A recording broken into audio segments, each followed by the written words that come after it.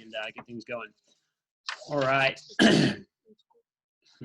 Well, welcome, Great Plains Division, to Leadership Academy number 8. It's crazy to think that we are less than 12 weeks away from the official summer of 2020 beginning. We've got official territories. I'll be doing mailers next week, and summer is here. Many of you know, as we always say, summer starts now, and summer's whenever you want it to be, right? Which is always an exciting opportunity to really build and develop and grow forward. So we've got an action-packed agenda today. We've got some personal and professional development.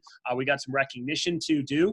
We also have a guest speaker, Shelby Wildgust, who runs all of the branch impact calls. Will be on in about 30 minutes. We've got Office Searching 101. So now that you've got your territory, what do you do next? We've also gotten a secondary document from Wes that is really, really money. And then, of course, PR name collection, one of the #1 skills you need to gain, learn, and develop to be successful this summer, and a couple of assignments. We've got an action-packed division meeting later with some really good messages as well. So make sure you stick around for that. But let's dive in. First off, I want to recognize GPD just a little bit with some reports and numbers to look at and go over. But really excited when I share my screen right now. You guys can check out some of this, but I just wanted to acknowledge the fact that right now we've got some things going really well, and really what I'm fired up about is some big opportunities that we look forward to. So just for tracking purposes, I'm not going to pull this up on the screen there. I should have, but I didn't. But I'm trying to get my Zoom to work and record this. But what I want to do is pull up a screen right now and show you a little bit of the growth that we've had in new business as well as recruiting in our division this year compared to last year. So let me go ahead and find it. And you know what? I got it now. I'll do this. So drag this over so you guys can see it too. And then I'll share my screen so you guys can see that. So what's cool about this is our division numbers right now. 2, Google Chrome, not Google Chrome. Can you, let's see, it's trying to share it. Still trying to figure itself out now. There we go. Can you guys see? Thumbs up. Yeah. All right. Yeah. Good. So I just wanted to show you guys some things, but I looked at the national sales report, some really exciting things happening right now. Some reps really blowing up, but this was last week's sales report. People are buying 1.7 million worth of cut goods sold, so pretty exciting. And then breaking things down, looking over the division numbers, this is our overall report. So you can see that 66,000. Last week we put up about another 25 or so, which will put us a little bit below last year. Now, the thing about this is that you probably are looking 25, 29. We were already down 7, so that means we're down 11. You're not wrong, but here's the deal. We started the year off at negative 28,000 because of an accounting error with one of our CSPs. So I just want everybody to be aware of the fact that there's an extra 28 grand on top of whatever tabs today. Make sense? So when you look at that, we're actually not down 11,000, right? If you take 28 and take 11,000 from that, we're actually up $17,000 over last year's performance. So I want to make sure everyone's aware of that and that you see some of the numbers. When it comes to our new business report, I wanted to show you really strong work here. Even though recruiting is just a little bit down, we started off real strong at the beginning. We've made up some ground and then pretty much broke even. So I would say we're pretty much tied. We're going up against 45 launch in February of last year and $38,000 in new business last year. We've got 4 offices that are active and open. One of our goals is to average 5K per office per week. That would be 20K a week. 20K a week times 4, that would put us at $80,000, right, for the month. And if we can do that, going up against 40, we're doubling every month. And if we double every month, well, what happens? We double the year. When we double the year, we get our $2 million in new that we wanted, and we get our $3 million for the year. So this becomes our challenge, right? Everybody that's listening to me talk, everybody's participating. How do we start to beat these numbers? We're up against 5 grand this week and 7 launch, right? So how can we really take that up a notch and go up against a 10K new biz week or 11? And that doesn't even sound that big to me, but if we can do that, then we go up against 10. And if we can nail 10 this week and in 2020, we're in a position where we're definitely doing 80. That's going to be some really healthy monthly bonuses and some great momentum for the second half and March Madness that we have coming up soon. So just wanted to make sure that you guys check that out, that you saw it, and you guys are aware of it for sure. So great starts excuse me, so far. And it means we've been in growth in overall business for the first month and growth in new business for the first month. But again, this year is not about growth. This year is about absolute quantum growth. We've got to grow, right, by over 50% for the year, go from 2 million to 3 million. And it's going to take everybody on the team making that effective and making that happen. So thank you guys for the early leadership, and excited about that as we move forward. Second thing that I want to talk about, a little bit of recognition, is I want to talk about March Madness. And March Madness is a huge opportunity. I know that district managers have been hearing about this on a lot of the talks and things like that, but we need to get serious about March Madness. It is coming in about a week, right? And just as a reminder, this week is not the contest, but this week's new business sales report has a lot to do with your seeding for the contest, right? So if you want to have an easier bracket, if you want to have an easier contest, they step it up in new business this weekend. If you do that right, that counts as double credit towards your overall campaign total, and then they seed you based on those totals added together, right? So this is a very important weekend for all of our districts to really take advantage of, and that means we need lots of candidate leadership and candidate sales to make all that happen as well. So let's really step it up when it comes to it. I also want to talk a little bit more about a big opportunity, and yeah. March Madness starts, I think on the, I don't have the date, but the 17th or something. Seeding, I thought seeding start this week, and then they're the seed out by the 12th, yep, and then the 17th of February. So basically, we've got about 10 to 11 days of momentum to build before it actually begins. So I want to talk a little bit more about a big opportunity for all of you, and I want you to write down events team. We have a massive opportunity with our events team. I just had lunch with Carlton Thompson. By the way, special shout out, but Carlton went from a $14K January last year to $37,000 in January this year.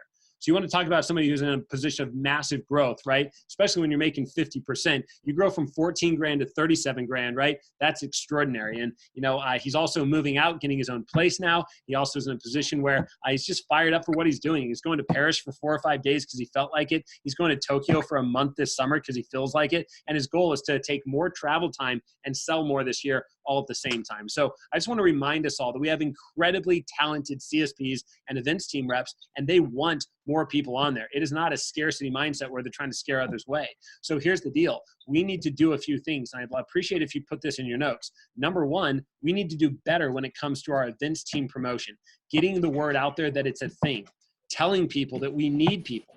Right now, Carlton's coming to me and he's like, bro, there are events that are excellent events and they're cheap and they're not getting worked. And he's like, I am not in a position where I'm going to work them, not because I don't want to, but because I can't. I'm doing federal. I'm doing this. I'm doing that. He just doesn't have, we don't have the manpower. We did 90 events last year, guys. We sold over $1 million. We have over 200 events that we could be in, and we're not in because we just don't have the staffing. And many of these events are one-day events that are $2 or $3 grand. Raise your hand if you'd like to sell $2 or $3 grand a week. Anybody down to do that? I don't care if you're running a district office, you could do that, right? Raise your hand if you'd like to have an extra $2 to $3 grand in your sales report in a district office every week. Right? It doesn't take much, but number one, we need to do promotion. So how often are we plugging it? Every interview, every PC, every training, are we bragging about it? We are the #1 events team in the company. We're better than Rocky Mountain. We sell more than the Western, but we're not growing the program at the rate we need to be. Let me talk about another division called Lone Star. Stacy Campbell, we probably know that name. They've got 40 people on their events team right now, just Lone Star, and that doesn't include Nick Smith's division that's kind of a partner as well in South Texas. 40 people on their events team. You know how many they added out last year? Over 20. They doubled it in 1 year. What does that look like when we've got our manager and our territory program rocking, and then we've got that many onboarded to our events team every year, right? What does that feel like? What do events meetings start to look at like? Right? What is the growth? What is the culture? What is the fun? What is the competition? So we need to do better at promotion. Got that? Number two is we need to do better with recruitment. What does recruitment mean? We need to be plugging seeds for get to Dirty 30 ASAP, because once you're at Dirty 30, it's a great stepping stone to get to 15 and get trained, right? So how quickly can you get to 15,000? Guys, if 5 demos a week or less, right? 1 demo a day, you know, as you go through your weeks, challenges you to get there in about 2 months, then what does it take? 2.5 to get to events team? You know, I want to honor Carissa right now. She's doing a phenomenal job with a guy named Colt. He's the #1 new business rep. He's 3 weeks in a row over $2 grand. The dude's already at 7,600, by the way, in career sales, and he's going after getting to 25K for the spring. What's exciting about that is we get him to 15 and then to 20, he gets trained. Now he's on the events team, and she made that happen in less than a campaign. So that becomes our mentality. What are we doing to get to Dirty 30 as a stepping stone to get there, right? Recruiting people, getting their buy-in, letting them know that, hey, yeah, you had a tough day, but that's exactly what you need to train and get better so you're more qualified for the events program. Cool? And the third thing we need to do better at is we need to do better at training. What do I mean by that? We need to make sure we run more of these trainings. Carlton's bought in. He wants to start having coaching calls and reviewing scripts, right? And really going through the fundamental basics. And if we can do this right, I would like every single district office in the Great Plains Division to have at least one events team rep in it, no matter what. And that's an awesome way to get promoted to a DM. It's like, hey, here's a couple of people that come with it, right? A little bit of a bonus and silver lining. Cool? All right. Last thing I wanted to recognize is a little bit more about AMs. First thing, please write down AM triple threat, right? Let's talk about that. How are you doing with triple threat? You're a quarter into the campaign. And as a reminder, we all need to understand that if you're an assistant manager, it's your mission, and especially if you're a candidate about to open an office, to make sure that you hit triple threat, right? It's tough for you to coach people to hit triple threat if you've never done it yourself. Make sense? So what is triple threat? Well, let's review. Number one, write down how much have you sold for the campaign compared to your goal. And of course, compared to hitting Dirty 30. Remember, it's our one thing. If we've got people on staff and doing triple threat, that's a program that's going to produce almost $1 million in sales a year. In one office with 7 on staff, 3 campaigns, that's a $210,000 program. So if you're not on track for 10K, what can we do to get you back on track, right? Quarter number 1 is down. If it didn't go your way, what are you going to do to step it up, right? And you know what's interesting to me is it takes less than $1,000 a week to hit Dirty 30, right? $2,500 a month. So you could be at 0 right now and it's still totally doable, right? So again, just getting back to the concept of being on a part of key staff, the phone calls, and making the demos. All right. Number 2, right, that we need to talk about is booking 50 PRs. Do you even know your PR count? And if you're a candidate right now and you're about to open an office and you know that 70% of your recruits should come from PRs, yet you can't book 50 in a campaign, I mean, that's less than 5 a week. What tells me that you're going to do it when you open an office, right? So getting back into that habit and that routine. I know many of our managers here in the pilot are shooting after 15 plus, right, every week. So it's going to be good. But getting back on track with that, knowing your number, knowing your count, and updating it, right? Having 1 blitz day a week and getting those 5 booked. And the third thing is being a team builder. We're going to talk about that at the division meeting tonight, but getting 3 people on the team every campaign. That way you're eligible and competing for the scholarship, right? So again, 10K in sales, making sure that you're a part of, booking 50 plus PRs, and then of course, making sure that you're committed to doing your work when it comes to getting 3 friends on the team. By the way, we have the coolest freaking job. Why would we not fight to get our friends on the team?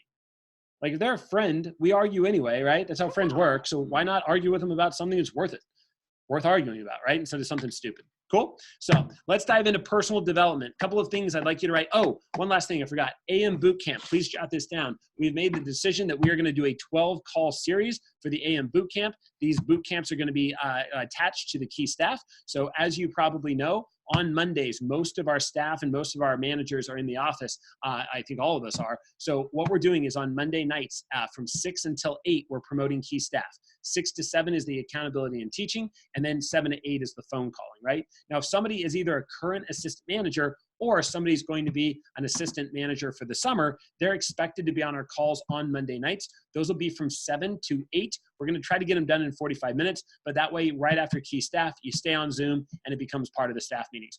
Every topic is going to be covered at a different date. It starts this coming Monday. So make sure that you promote it. Make sure you get the word out. I will have the poster by the end of the night to share with you, and we'll get that going. I'm ready for it. It's going to be fun, and we're always going to review triple threat. So it'll be a higher level of accountability for that as well. Cool. So let's move on. We got our 2 last things before our guest speaker. The first one, personal development. I want to talk a little bit more about financial savings. How are you doing with your financial savings right now?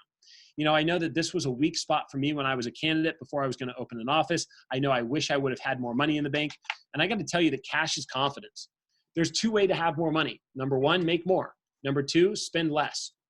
The best way to have more money is to do both.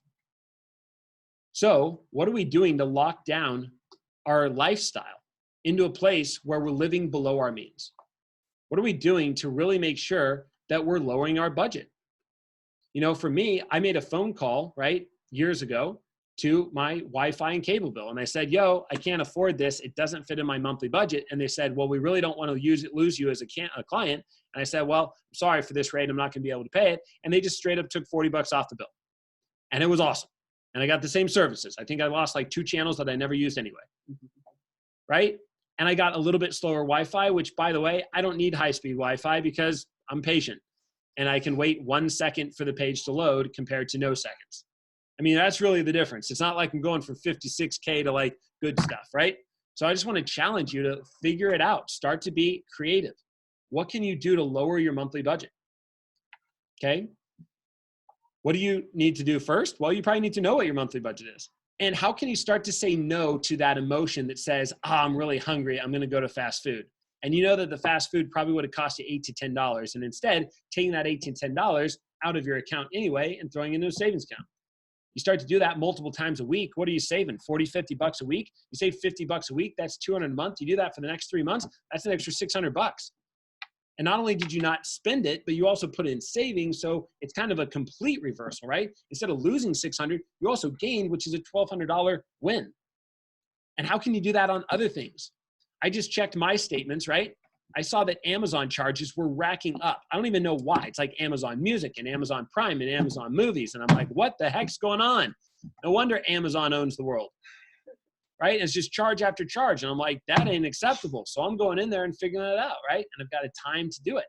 So again, number 1 is awareness, but number 2 is how you respond once you have that awareness, right? And actually changing up your lifestyle. Number 2, financial savings, making more, right? And putting the time and the energy into figuring that out. Cool? And I think that's a big win for all of us as well as we move forward. All right. Money matters and cash is confidence. So I want to share a couple of documents of what to expect when it comes to your branch costs, right? And I also want to remind everybody that if you haven't started to collect supplies, you need to. Everybody should know that you're opening a business. You need desks, you need chairs, you need filing cabinets, you need supplies, you need folders, you need staplers, you need pens, you need people. Right? Maybe they can sell you some of those. I'm just kidding. But here's the deal. What we need to do is we need to make sure that we are actually getting as many donations as we possibly can. That's way more important, right? Can you look on Facebook? Can you look on Craigslist? Can you look on, right, OfferUp? I know that in Edmond, it seems like every Monday, the first Monday of every month, right, it's a big trash collection day.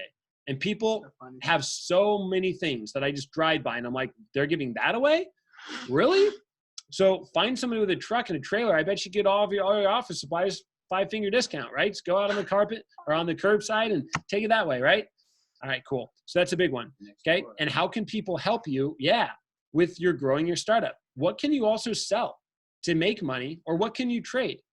Trading free Cutco is a brilliant idea. Taking advantage of discounts, setting a contest with your manager, right? And really taking that step with your personal strength and development. All right. I want to show off a business model. I know a lot of you have seen some of the branch breakdowns and numbers, but I figured this would be worth sharing as well. And when I think about this document, I think about this is what I was brought up on, right? It's a little bit less intricate and a little bit more specific and detailed.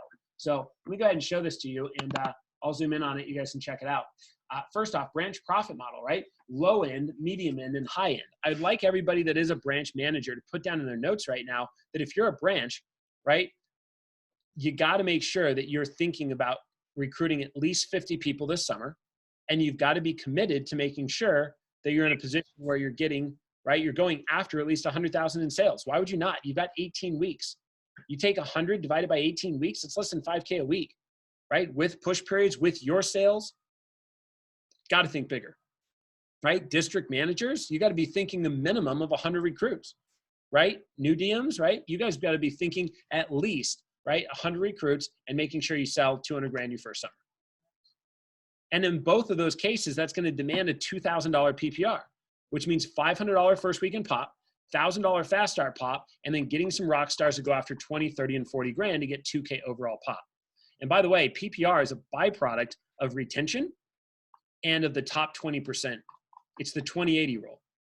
You want to build your PPR, retain your people, get them selling and keep them selling, and make sure you put a lot of time and energy into your top 20% and getting them to 20, 30, and 40 grand.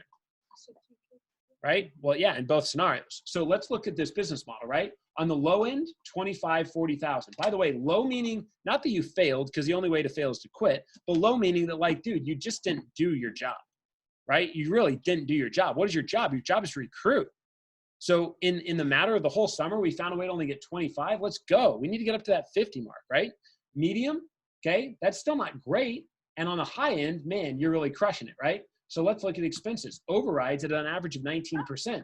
Major difference in income, 76 versus $28,000.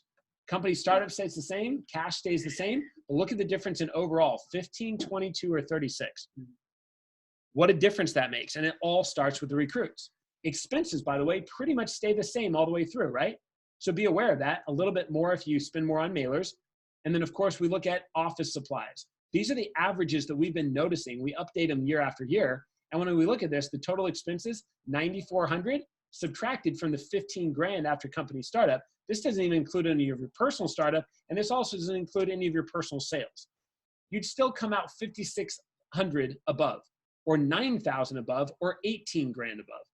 Not to mention the money you'd make off of personally selling at the bottom, right? So I hope we're all aware of this. We're looking at this and we're thinking big. Now is the time when we need to be creating our vision. Now is the time when we need to be having that mindset, right? We need to be thinking about summer starts now. We're 12 weeks away, less than 80 days. So there needs to be urgency that's built into this, right? And we need to be thinking big and expecting big.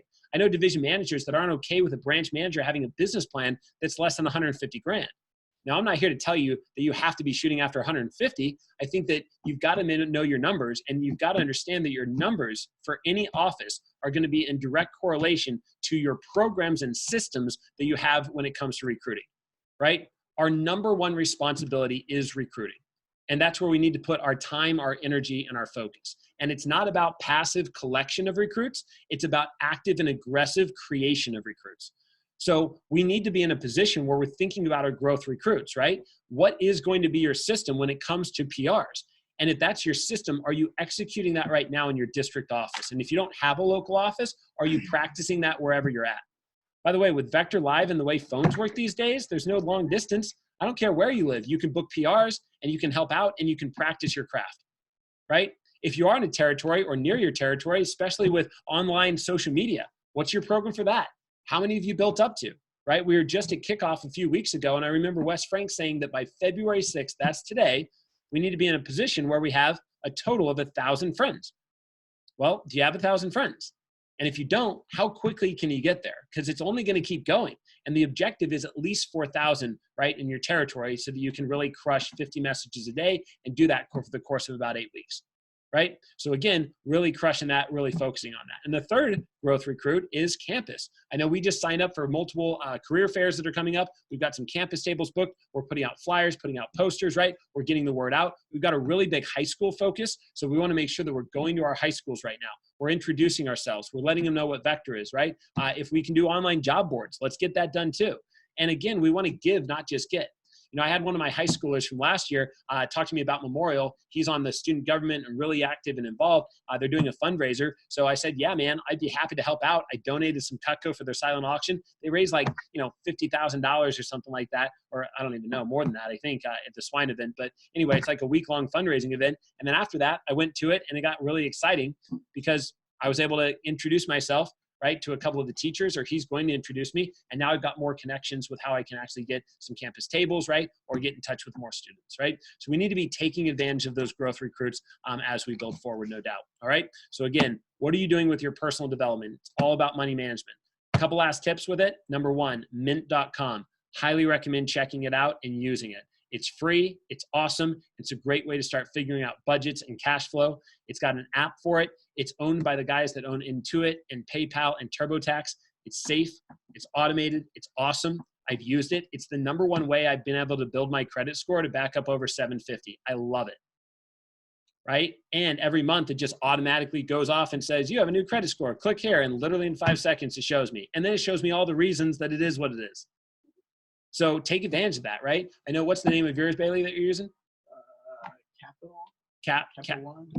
Capital Coin or something. Anyway, it's an app, but basically you can set it up where there's multiple different things, but you've saved, I think, over $150, right? Just by taking the change off of the dollars that you spend, and then it just automatically goes into a savings account, right? So it's like the new age version of saving all your coin, right? So pretty sweet. There's a lot of apps out there. By the way, if you haven't started your own money market withdraw on Fridays, we all get a direct deposit when you get paid on Fridays. So schedule it for Friday morning and make it something small, but just at least create the account and build the budget. Most of those money markets takes like 20, 30, $50 to start. And then you can just do $5 every Friday or $10 every Friday. It doesn't have to be a big chunk, but once it's systematized, then you start to build more money. You can bump that up to 20 or 50. I got to a point where I was a rep. I was saving $100 a week. Guys, that's over $5,000 saved a year, right? So we just got to understand cash is confidence, and you don't want to go into your summer in a place of scarcity. All right. So before we bring up our guest speaker, I want to just remind you, now is the time to learn how to become comfortable being uncomfortable. Now is the time to learn how to be confident this spring and go from, okay, I'm in my bubble, in my comfort zone, to, hey, I'm way uncomfortable, and that's good because it's establishing confidence, right? Everything we do in life is experience and is practice for the future. And for me, what I really get excited about is in a business like ours, we're in a position where if we really own what we do here, you can drive this vehicle anywhere you want to go, right? And I'll tell you that in our company, it's all broken down, especially when you're going to open up. Success comes from 3 fundamental things, right? And I know Shelby's going to talk about this, but I just want to remind you, if you haven't been focused on your current ranking, right, then I'd get back to it and maybe even do the exercise right now. The 3 S's: skills, sales, and savings.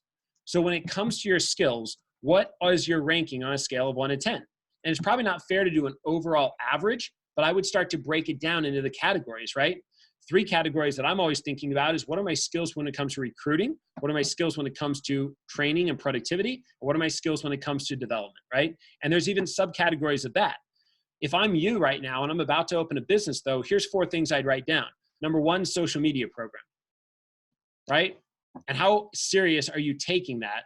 And how big can that program be? I want to honor real quick Carissa Blevins out in North Tulsa. She's had 2 social media recruits for the year, and they produced almost 8,000 in business. That means her productivity from that source is almost 4K.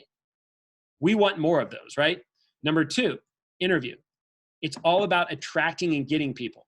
I want to honor Melissa. She posted a great quote from our region call recently. And Melissa said, if I'm going to recruit them, I'm going to recruit them. Like, if you're going to do the activity, do what it takes to get them on the team, right? Number 3, your PR program. Systems, confidence, handling objections, scripts, right? And the ability to sit down and focus for a few hours daily and book those up, right? Without a strong PR program, most offices perform well below what their goals are. And the 4th and final one is steroid program, right? Really getting serious about the steroids and taking advantage of that. With your sales, how are you doing? Are you staying consistent? I was talking to Bailey today. You're only as good as your last week's sales report, right?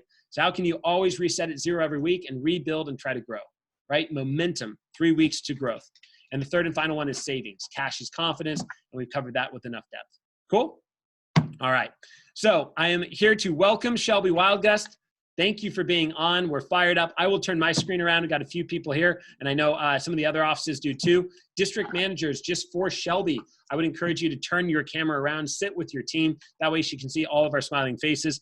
Shelby, thank you for your time. We really appreciate it. You know, I know that we just saw you out at kickoff, so I'm sure everybody's familiar with your introduction, but thank you for taking the time for us. I just gave a phenomenal message, I think pretty much the same one, to the Rocky Mountain Division yesterday, and I wouldn't be surprised if she's been doing this for multiple divisions. I'm so glad that you're a part of our team and that you are able to work on a national level now. I know that another region was kind of taking all the goods, and we're really glad that you're able to share them with everybody now. But I know here in the Great Plains Division, you know, we've had a 3-year growth pattern of going from less than 100,000 when I came out to going to over 1 million in the first 8 months, 980. So it's a little bit below 1 million, and then over 2 million and 2.3 million. And this is the year we're really serious about taking it over the $3 million mark. And we've got 9 offices will be open this summer. We're really excited about the production that those are going to do.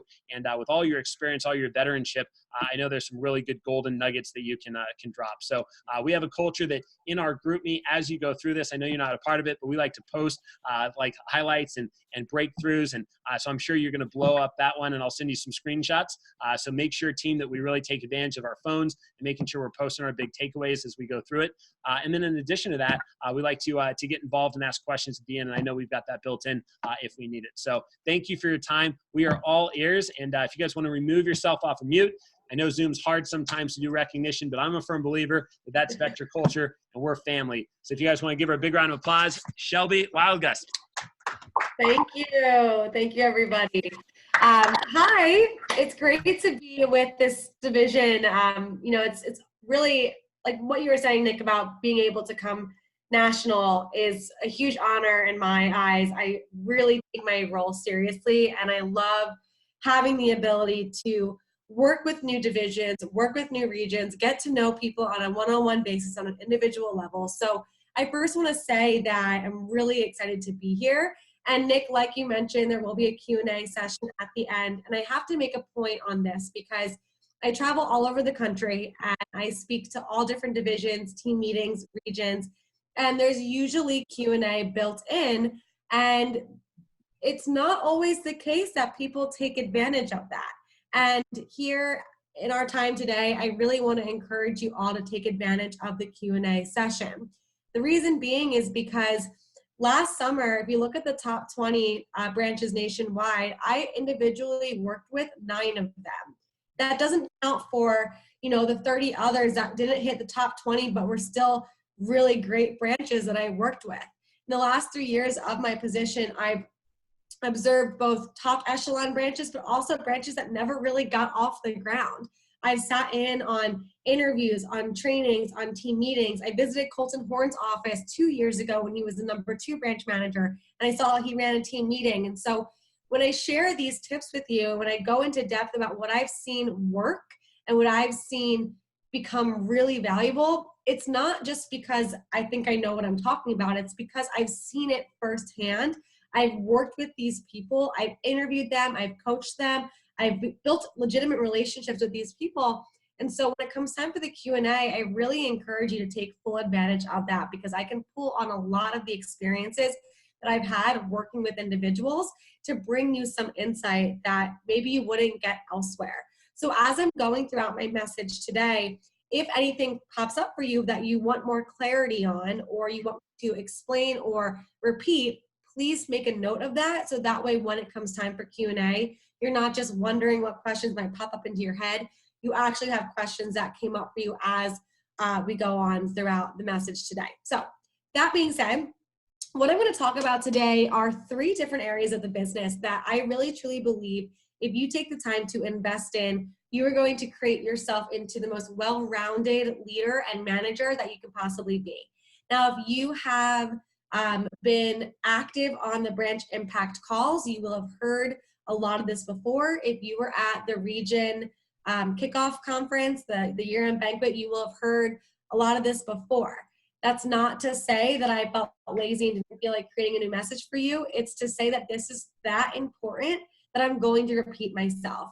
And even if you find yourself saying, I've heard this before, I already know this, well, there's a reason why I'm repeating myself because, again, it is that important. So the minute you start to say that, that means you should tune in even more because it's going to be that much more valuable for you to really fully understand it, hone it, maximize upon it.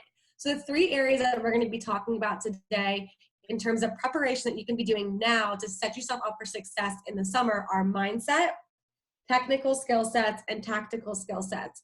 I've really come to appreciate the business in these 3 buckets because I truly believe that 1, it simplifies everything, but 2, it shows you where you should be focusing on. So if you remember at the region event back in January, we talked a lot about mindset and we talked about the definition of mindset. So for those of you that were not part of the breakout, I'm going to remind you all of the definition of mindset. It is the established set of attitudes held by someone. Now, that definition doesn't talk about positive or negative mindset. It just defines a neutral mindset, right? The established set of attitudes held by someone.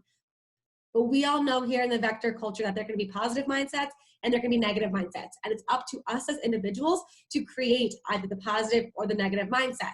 Now, when we had our meeting back in January, I talked about a specific type of mindset that I see in our top managers. And that specific type of mindset is a dynamic mindset.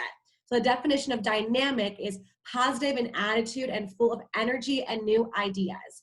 So when I look at what type of mindset is most present in our top performers, that is what I see. I see a dynamic mindset.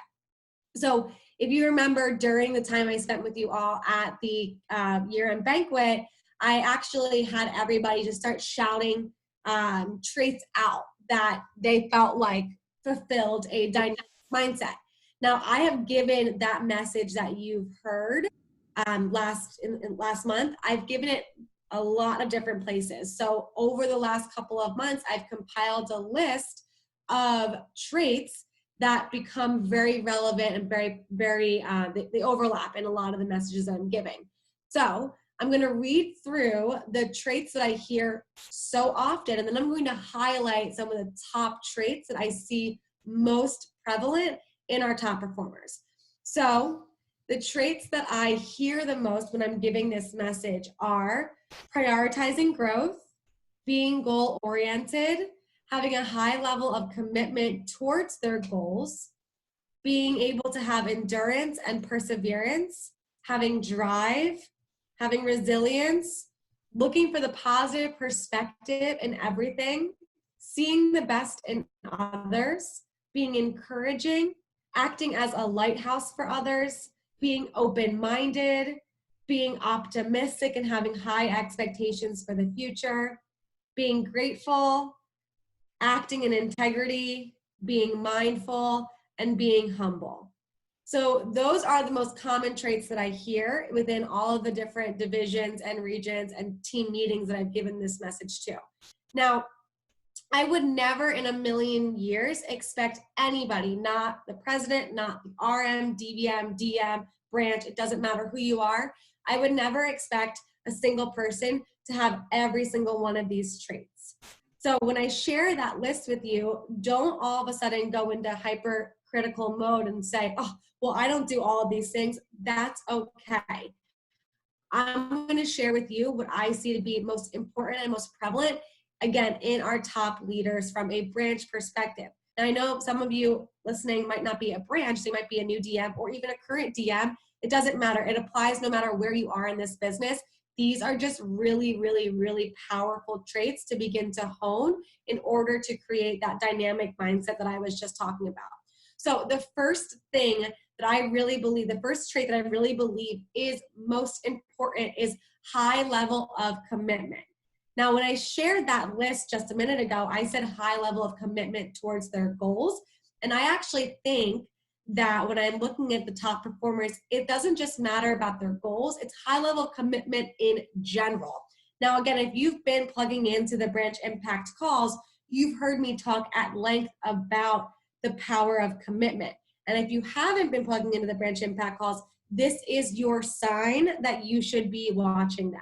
Fortunately, they're all recorded, so you can find them on the YouTube channel or on the Facebook page. So high level of commitment, what exactly does that mean? The first thing that I want to encourage you all to think about is this idea of 100% commitment. Now, I don't mean that vector and branch need to take over your life. I'm not suggesting that you spend 100% of your time prepping for branch or running your branch or prepping for new DM or running your district office.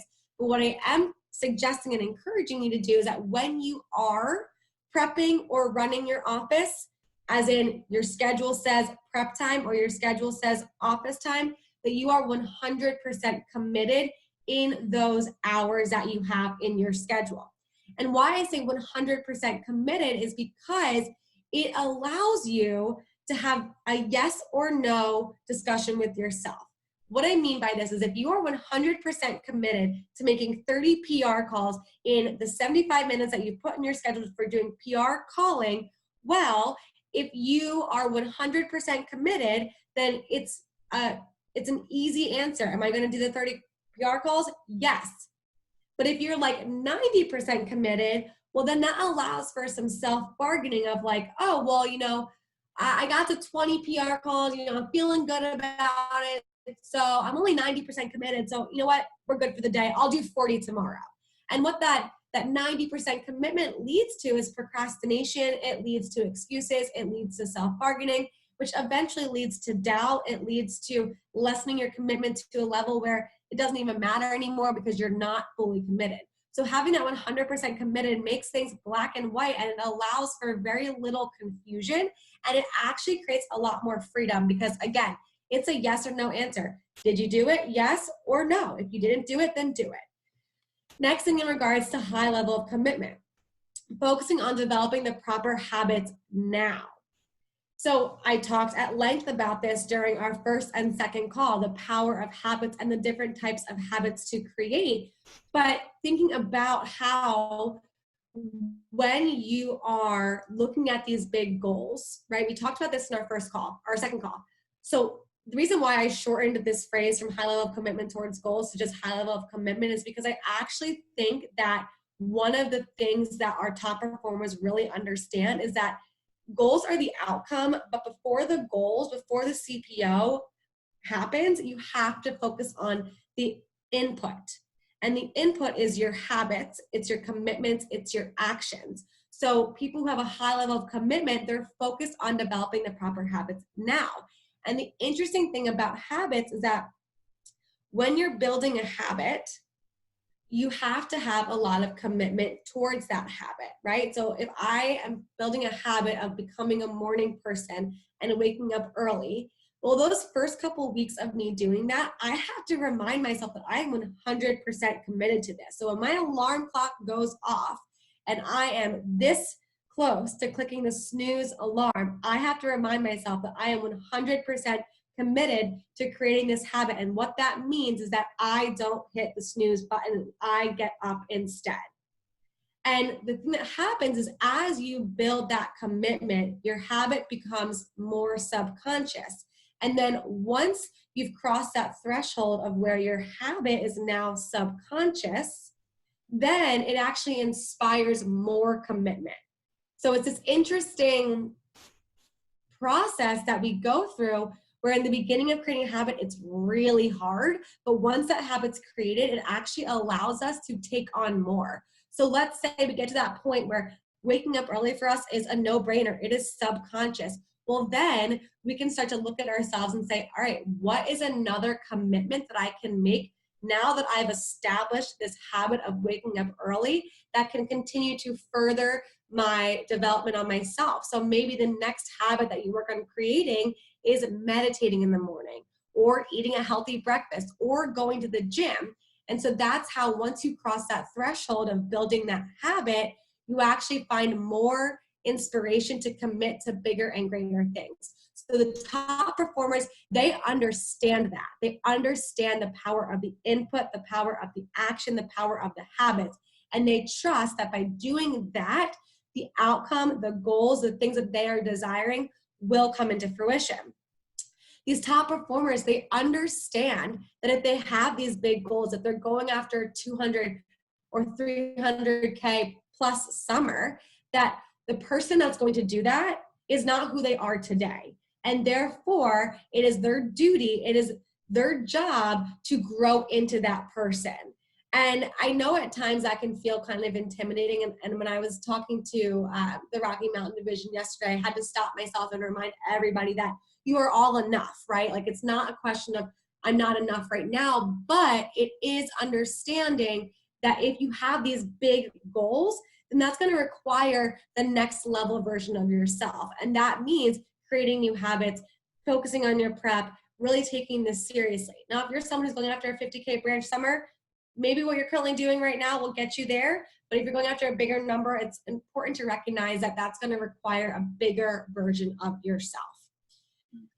Okay, so that's the high level of commitment. Now, the next and most important trait that I see as it pertains to dynamic mindset in our top performers is resilience.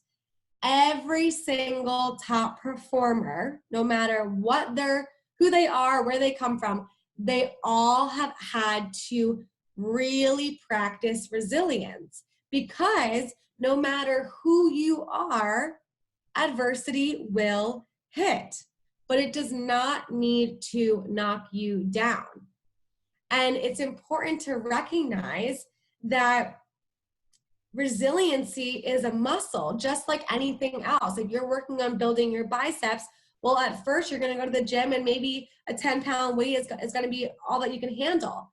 And the same thing comes to adversity. If you're only at a 10-pound weight, then the smallest types of adversity have the ability to knock you down. But the more you work on that muscle, the stronger you become and the larger adversity you can handle. And typically, as you are growing in the business, the bigger the challenges can become, but you're also becoming stronger in the process, so the challenges don't seem as big. So let's break this down. Let me give you some tangible tips on how to strengthen your resiliency muscle. So when I think about resilience, the reason why it's so important to strengthen is because it helps you overcome and succeed through adversity. Now, adversity will show up for you as a branch, as a new district manager, usually in the form of things out of your control. And what that will create and manifest within you is stress. And so in my experience coaching branches, usually at the times when they're going through adversity, they're calling me and they're telling me, Shelby, I'm really stressed. So adversity and stress kind of coincide, I would say. And so when it comes to stress, it's important to understand how we as humans naturally react to stress. And so the natural, most instinctual reaction that we as humans have to stress is the fight or flight response. Now, the reason why this is our instinctual response is because it comes from the part of our brain that is the oldest part of our brain. And back when we were like Neanderthals, well, we oftentimes, whenever adversity was hitting, it was like in the form of a saber-toothed lion chasing us, and we had to either fight or flight. We had to either, attack the lion or run from the lion. But now in today's time, that's not the case. So there are circumstances in your life where the fight or flight response to stress is helpful and is necessary. But as a vector manager, 99.9% of times, the fight or flight response is not helpful. And what the fight or flight response looks like, just in case you're trying to figure out whether or not that's your natural instinct. So if you are facing something that does not feel good, it's causing that anxiety to build up in you, it's causing that stomach pain to build up in you, it's just causing you to overthink everything. That's usually signs of stress, right?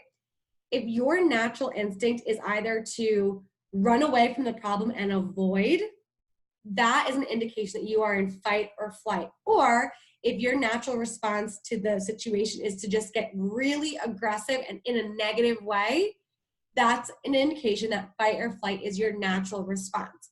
Now, if that's the case, that's okay. Again, this is the most innate and instinctual response that we have. So most human beings, that's our first response. However, we actually have the ability to, again, strengthen ourselves, strengthen our mental muscles, and literally change our neural pathways to go from the fight or flight response to a much more productive response. And I'm going to give you two incredibly productive responses that I want you to think about and bring awareness to, so the next time you're in a situation where you're feeling stressed, whether that's in vector or in your personal life or in your school life, you can begin to enact these different responses to stress and actually overcome the stress and overcome the adversity at a much quicker and much more productive rate.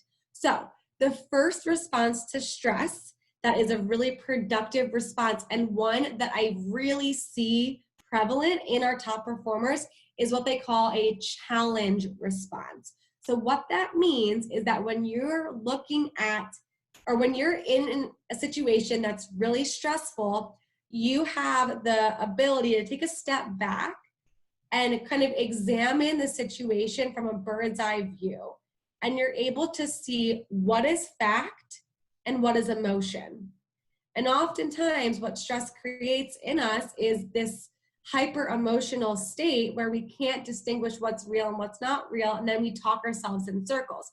Totally guilty of doing that. But the challenge response actually has us take ourselves out of the situation for a few minutes or for a few hours to actually examine what's happening, and then ask myself the question, how can I overcome this?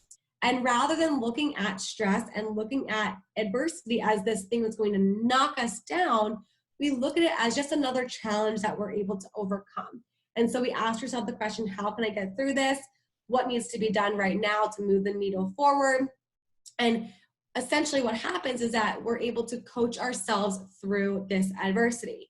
Now, this skill, by the way, takes time. Again, this is a muscle that you're working to build upon. So that's why I'm bringing this to you, so you have the awareness of it, so you can start employing it more and more, so that way by the time summer hits, you've really worked on building up this challenge muscle. Now, the second response to stress that's probably a little bit easier is the tend and befriend response to stress. And what the tend and befriend response is, it's similar to the challenge response where you do take a step back from the situation. And I think that's one of the most important things to do in any situation when you're dealing with some stress and adversity, is to take a step back and to distinguish what's real and what's emotion. But in the tend and befriend response, you're taking the step back and you're asking yourself, who can I reach out to that can help me through this? And so it's recognizing that you don't have all the answers, which, newsflash, none of us do, and that's okay. And it's acknowledging that fact and then going out and finding the answers through your outside resources, through your DM, your DVM, me. I mean, that's why I'm in my role. I'm there to help support you and to help guide you through some of this adversity. And what's really great about this tend and befriend response is that if you're not confident in the challenge response and being able to coach yourself through something, well, the tend and befriend response allows you to find somebody else to coach you through it.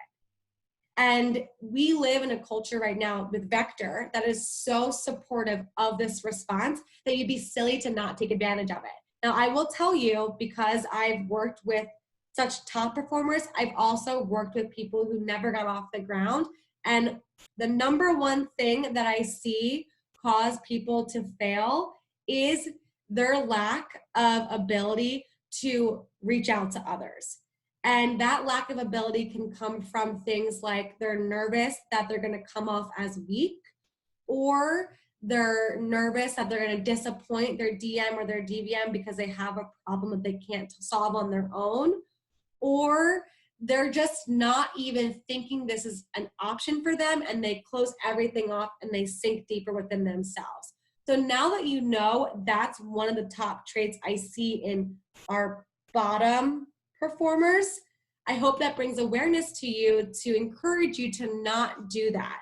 And again, I'm in my role specifically to help support all of you. So if you find yourself in a situation where, you know, maybe you haven't strengthened your resilience muscle all that much, and you're facing this adversity and you're not sure where to go, and your natural response would normally be fight or flight, but you're trying to work on this tend and befriend response, reach out to me. And I'll be that friend, I'll be that guidance for you. Reach out to Nick, reach out to your DM, whoever, but just know that I'm in my role specifically for that.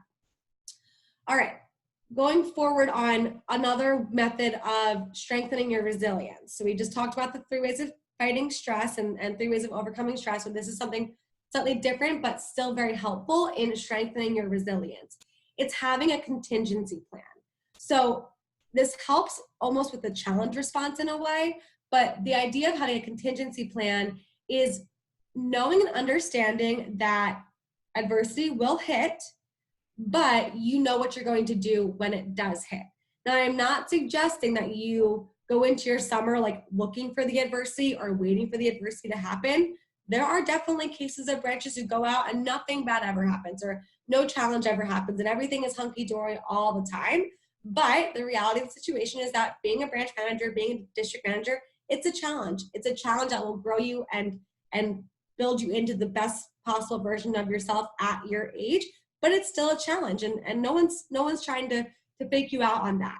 So with that being said, the contingency plan is something that you fall back on when adversity is hitting. And what I suggest the people that I coach do, and this is kind of in line with the contingency plan, is that they write themselves a letter.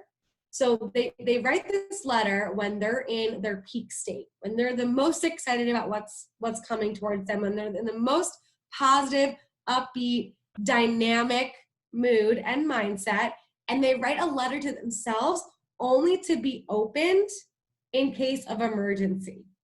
And I don't mean real life emergency, but you know, if adversity is hitting you in the office, that letter is only to be read if you're feeling like you're getting knocked down, you can't get back up again. And usually what that does, so for example, I'll have a branch call me and they're in panic mode, and we'll kind of work through some things. And what I'll suggest to them is I'll say, hey, go read your letter that you wrote to yourself and give me a call back. And 9 times out of 10, what will happen is that they'll read their letter, they'll call me back, or they'll just text me and say, hey, I'm good. I got what I needed. No more need for further communication. So just think about that power behind that letter as your contingency plan for when you are going through resilience.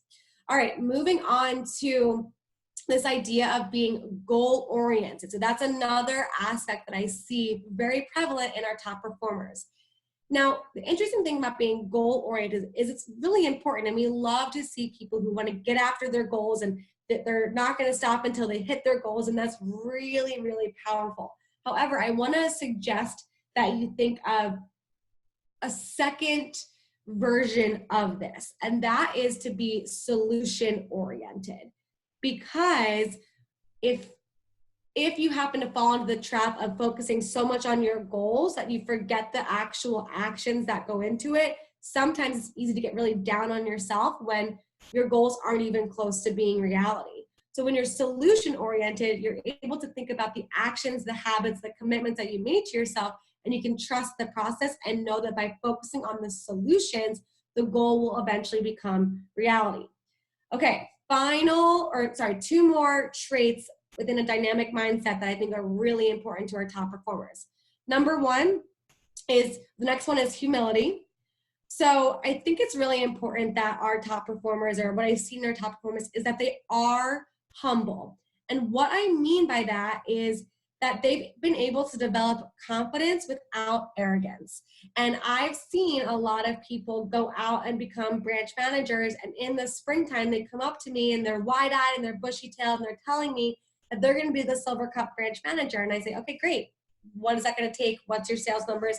And they kind of stop and they pause and they have no idea what it's going to take.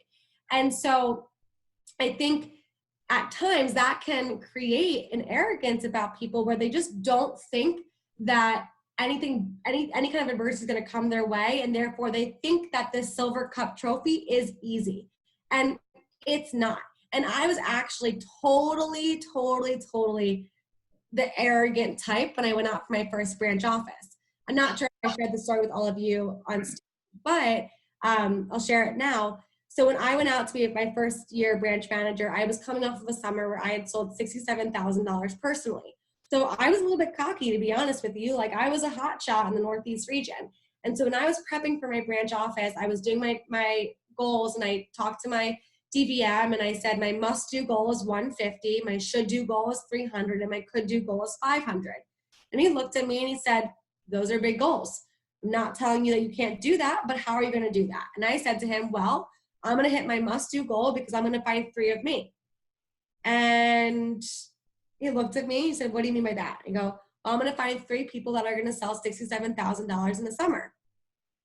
And he laughed at me, and I couldn't understand why he was laughing, because I had this all figured out in my head. I thought, yeah, no, there's no way anyone's going to quit on me. There's no way that anyone's going to, not show up for the training. Like, I'm so great. Of course they're going to show up. And that was arrogance. And what happened was I didn't prep the way that I should have, because even though my manager told me, you know what, Shelby, if you find 3 people that do $67,000 in the summer, that's amazing, but that's not likely. Let's play to the averages. And he mapped out my recruiting plan for me. Even though he tried to tell me that what I was thinking wasn't on point, I still believed that I was going to be capable of doing X, Y, and Z, and therefore I did not plan enough ahead of time. So the reason why I bring up humility is because it's important to know that even though you're special, you're not that special. And I say that with a lot of love. So even though you might have done all of these great things as a sales rep, that does not excuse you from the averages that come along with being a manager. So when you're prepping for your sales, when you're prepping for your business plan, use the averages to create the recruiting goals for yourself, because I would rather see you properly plan and prepare and therefore put the right action in than assume that you're going to be greater than everybody else and you're going to have a $4,000 PPR or a $10,000 PPR. So having that humility and having that confidence without arrogance is really valuable, and it's something that I see in our top performers.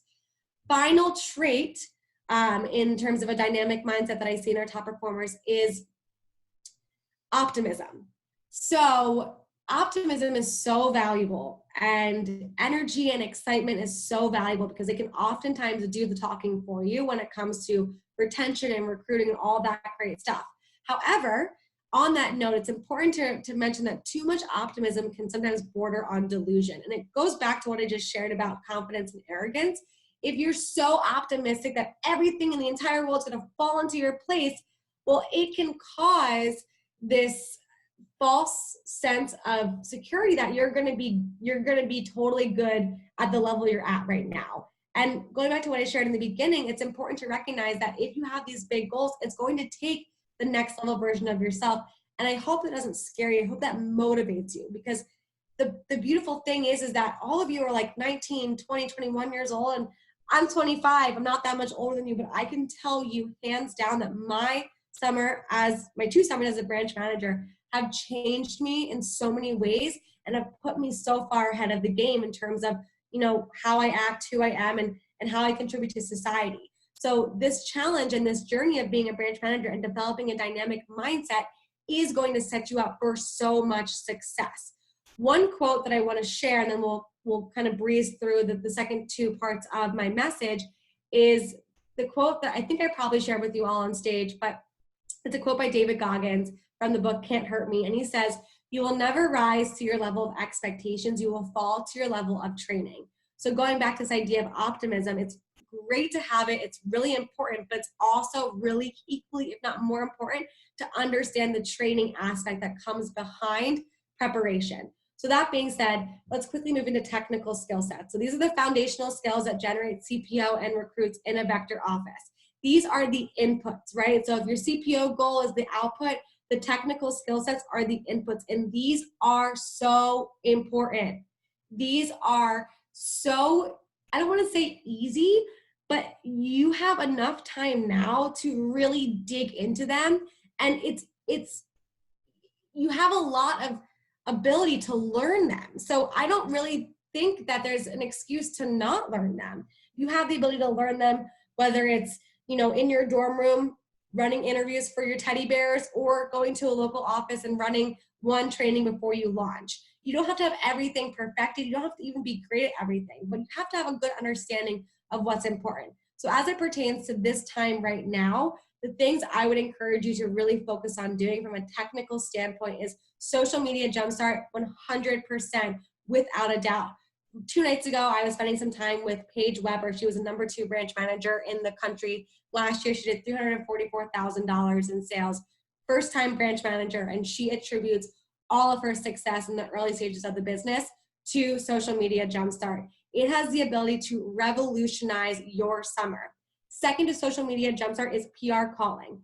It goes without saying the importance of PR calling, but there's a huge tie between social media jumpstart and PR calling, because let's say for social media jumpstart, let's really just put some low results here. Let's say you use social media jumpstart and you only get 5 people from it.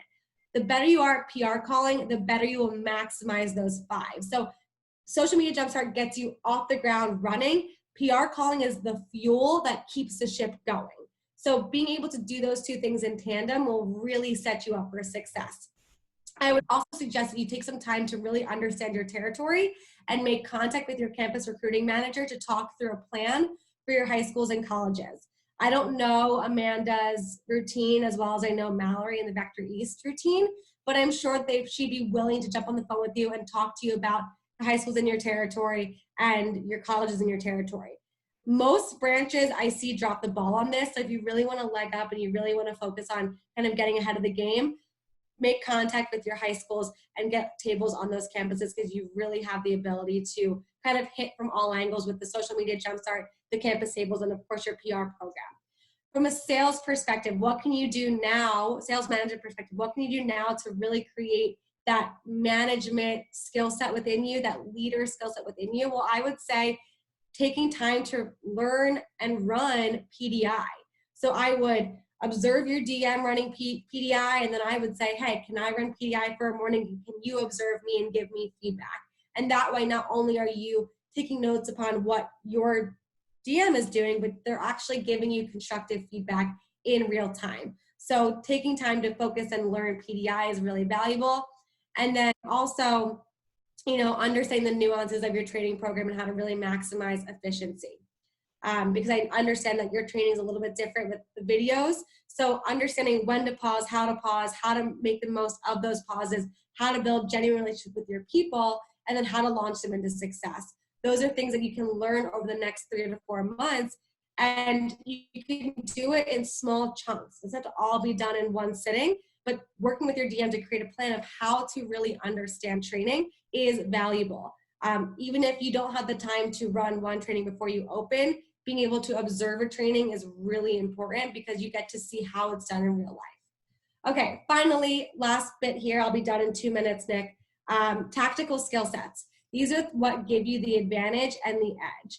So the thing about tactical skill sets is, again, just like mindset, you don't have to embody all of these things, but it's important to embody a few of them. So things that I hear when I give this message all over the country are things like leadership skills, people skills, stage presence, being an effective communicator, being a strong decision maker, being disciplined, being able to delegate, having financial habits, being able to convey a vision, time management, planning, all of those kinds of things. Those would be considered tactical skills.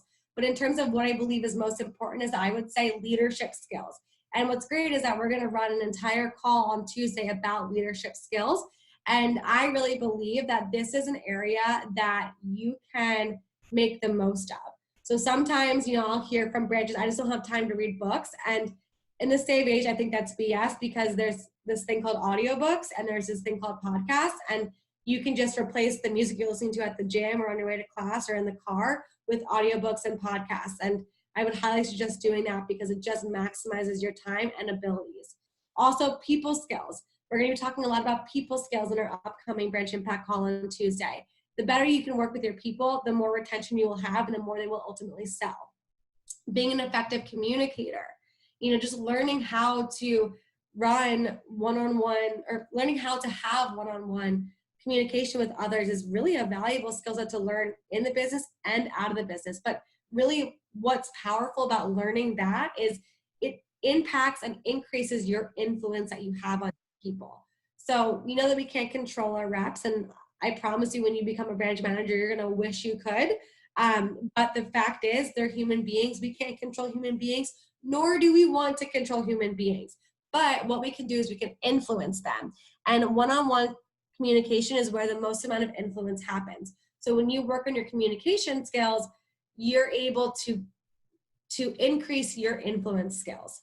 And then finally, financial habits. I know that Nick just talked about this, but having good financial habits is so valuable because it allows you to operate from a place of abundance as opposed to a place of scarcity. What I mean by that is having a hefty savings account.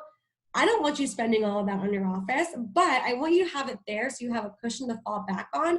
So that way you're not afraid that if you don't make a sale this week, you can't pay your office rent. Because when you start operating from that mindset, well, what happens is you start looking at every single person that comes through your door as dollar signs. And people can sense those kinds of things, especially when they're coming into a Vector office where they're not totally sure what they're walking themselves into. So the more that you can operate from a place of abundance, from a place of caring about your people first and foremost, the better you will have in terms of recruiting and retention. So that's all I got for you guys. I appreciate you giving me the time, and I would love to open it up for questions. For a big round of applause. Shelby, I'll turn the screen around if any of these guys have questions. I had no clue that you were 25. I got a lot of ahs and oohs when that you can still hear me.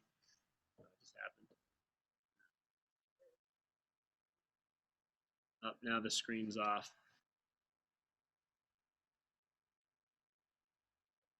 Everything's coming back. See if the audio's catching up.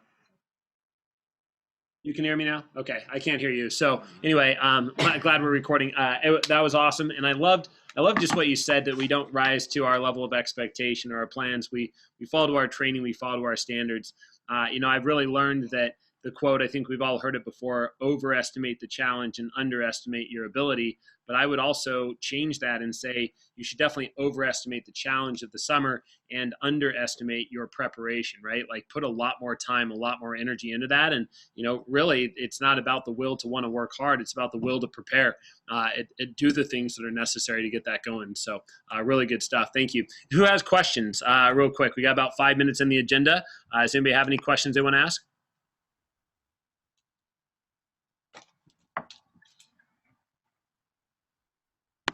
And pin the video. Questions. This was the part that she talked about at the beginning, right? Specifically, I have a question, and I'll start this off. I'm trying to get my audio to jump back on. I don't know what happens, but anyway, I've got a question for you. So the question would be this, and it sounds like you can still hear me, which is good.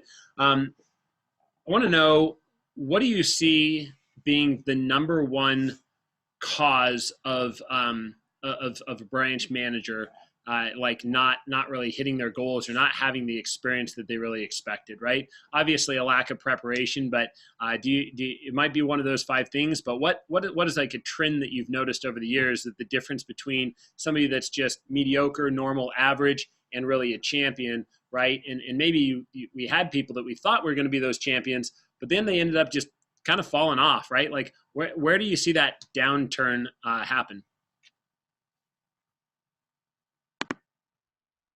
Not good. Not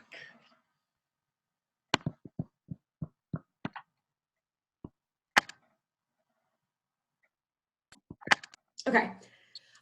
So going back to what I shared before about some of the things that I see cause people to have trouble is not being resilient, and they don't go with the proper expectations. So they think it's going to be a walk in the park because, when they were a sales rep, they saw their manager and they're like, that job's easy, I could do that. And so it's not understanding that what they're doing is running a business, and running a business isn't easy. That's why people don't do it. So I think it's important to have the proper expectations.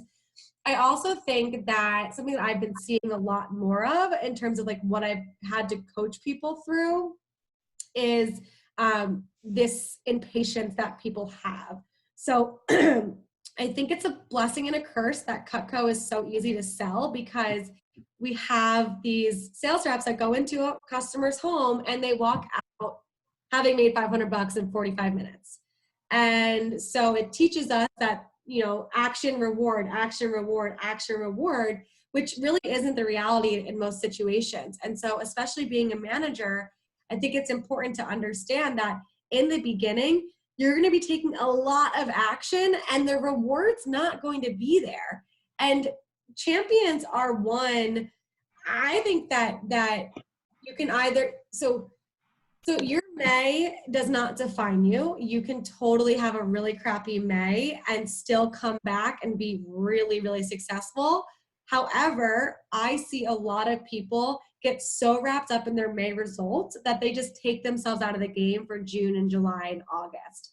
And with that being said, it's because they're acting from a place of so much impatience, because they're doing all this work in May and they're like, where the heck is the CPO? Where the heck are these 10K weeks? Where the heck are these 10K paychecks? Like, they're thinking that it's all going to happen overnight. And in reality, it doesn't. It does not happen that way. Maybe in a rare case it will, but it's not going to happen that way. So keeping that mentality of understanding the results are going to come, but you've got to focus on the impact and the actions now is so important. And I have a little saying that helps me remember this, but it is to be patient with your results and impatient with your actions. So I'm never going to tell somebody not to be impatient, because the world we live in just is fueled on impatience. However, you can channel your impatience away from your results and into your actions. So I think that is probably the biggest thing, is recognizing that, you are in a marathon, and the first month of it doesn't dictate what you can do the entire summer. But if you're not in the right mindset, that first month can take you out. I love it. There is so much value in what you just said. I heard some wows, and our group is blowing up. I can't wait to send you screenshots. But what I'll share with you is I really resonated with your arrogance, right? Or the arrogant attitude you had for your first branch summer. I ran one in '07. I know you and I got a quick call, and I had sold, 50 grand my first year. I think I was at 70K when I went out, and I was like, dude, I can sell a ton of this stuff. I can sell anybody on selling this stuff. And that is not the case, right? And that arrogance really bit me in the butt. And I still had a phenomenal experience. I grew more that summer in 4 months than I had in the last 4 years, and learned a lot about myself and who I was as a human. So 100% gratitude for it. But man, I really resonated with that. And one of the other things I remember is we had a call with a guy named Chris Gehring. A couple of our DMs that are on here remember this. And he actually, this might be a story you can tell with other people, but you said that May does not define you, and it definitely doesn't define your summer. Chris actually won a silver cup, and what's interesting is he, I believe, won that silver cup coming back and beating us. And what happened is in May, the total of 5 weeks, his office only did $10,000 in sales, and he ended up having, he didn't beat us for the year, sorry, but he did win a silver cup in his category. We ended up having a $510,000 summer. Our pilot did $100,000 in May, and we ended up in new business only shipping about 430. So he crushed us by the end, and that was after only a 10K May. And so I just want to share with everybody that it's not about how you start. And two of the things he gave were right in alignment with what you presented. Number one, he said, it's all about showing up every day with level 10 energy and making that decision up front. And number two, he said, no matter what you do, you have to stay the course. And he said, that doesn't mean that you don't negotiate and sometimes rearrange, but really making the plan in advance and then working that plan regardless of how you feel. So yeah, really, and on that, Nick, one more point on that, because I think this is even a funny story to tell. My second branch summer, I did 154, and I was number one in the Northeast region. The guy who was right behind me was this guy, Brandon Anderson. He did 148. And in May, and he was open first week of May, by the way. Yeah. His May was negative 1,800. Wow. He launched like 2 people. One person sold a signature set and it was returned, and his May was negative 1,800. So I have yet to find a May that was worse than his, but he still came back and did 148 for the year, which, it's not silver cup, but it's still not terrible either. Yeah. No, not at all. So definitely not all about May, right? Obviously we want to get off to a strong start, but great stuff. Well, hey, thank you so much. We really appreciate it. That was fire. I've got 2 full pages of notes, great reminders for me as a leader, even after 14 years.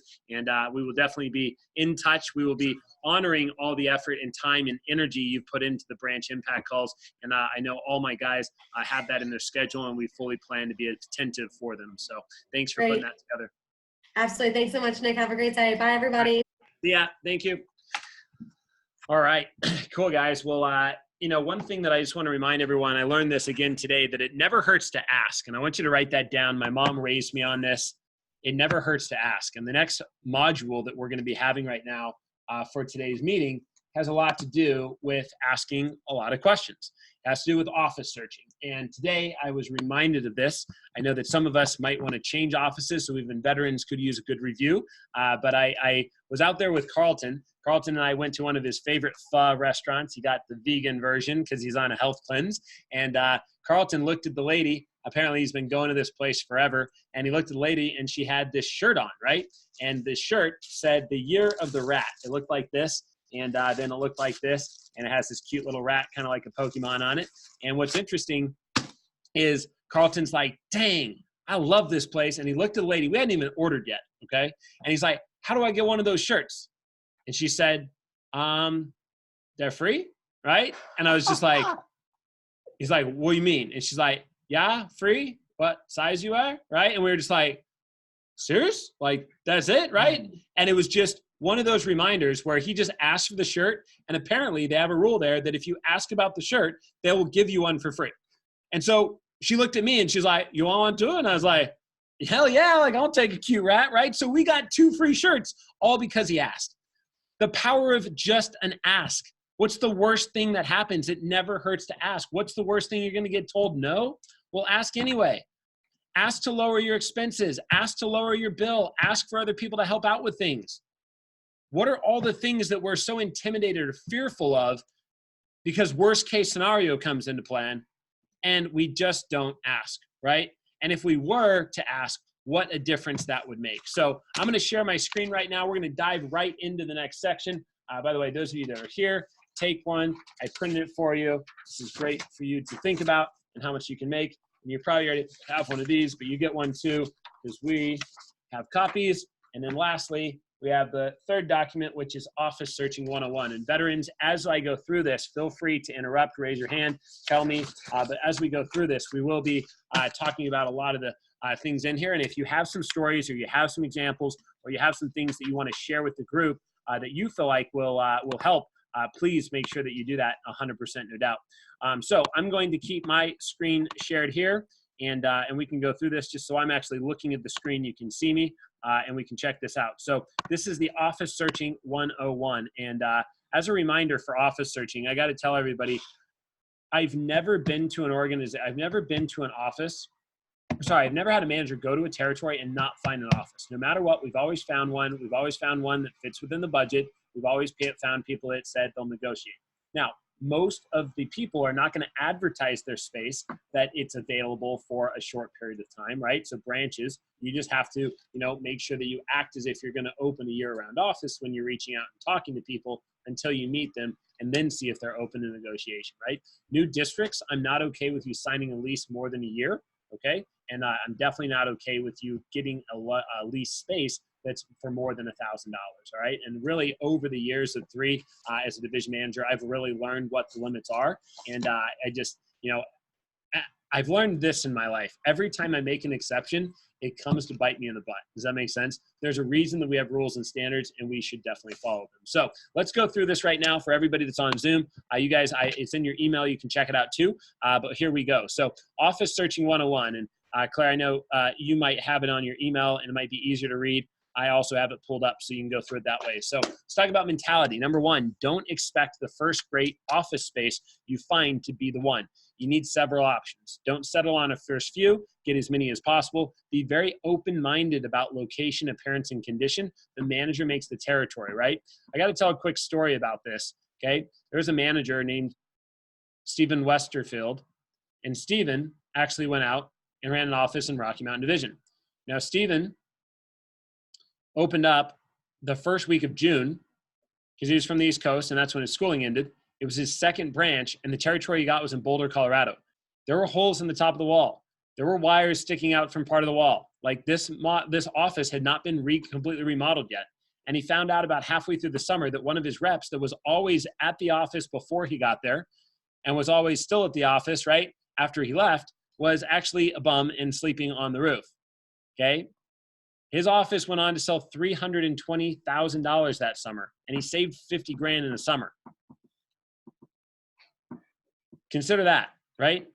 Patience, patience, patience. There's always office spaces available. Take longer to find them, and be relaxed and confident. You're a business owner, right? Remember, you have money. If you're a branch, we're giving you $5,000 for operating costs. If you're a district, we're giving you up to $22,000 over that first full year. Keep that in mind, right? So how do we do the searching? Well, materials that are needed, and this is a really, really good step. So this is a great overview to read, but I've often found that managers take this packet and then they finally get to the day of office searching to start, and then they look at it and they're like, 4 pages of a lot of writing. That's a lot to do. Versus just having actionable steps, right? So what you might want to do is in your notes or on GroupMe, go ahead and take a minute and go ahead and post these actionable steps. So here we go. First thing you need, territory map. You want to have your business cards available, right? You also want to have a notebook to sketch spaces and write notes. And honestly, I already have most of that before I even go to the territory because I'm looking on things like, you should write these down, Craigslist. I'm looking on other things like LoopNet. I'm looking at other things like Facebook, right? And I'm looking at other things like just Googling realty, and seeing what's out there, okay? It's best to have help, a driver and a spotter. That spotter does not need to work for Vector, okay? They can be one of your best friends. Just take a drive. I know many of you love to kill the environment and drive anyway. Get your mindset right. By the way, it's less dangerous to drive, more efficient. You also get a lot more done. Don't be afraid also to put your hazards on when you notice a sign and you're driving slower. And when I say slower, I'm not saying like 5 miles an hour, like the speed limit is 40, you're going 30, throw your hazards on. Be smart about this stuff, right? Like you're not gonna get pulled over for that, all right? Because why? I'm being safe? Like, dude, I'm going slow.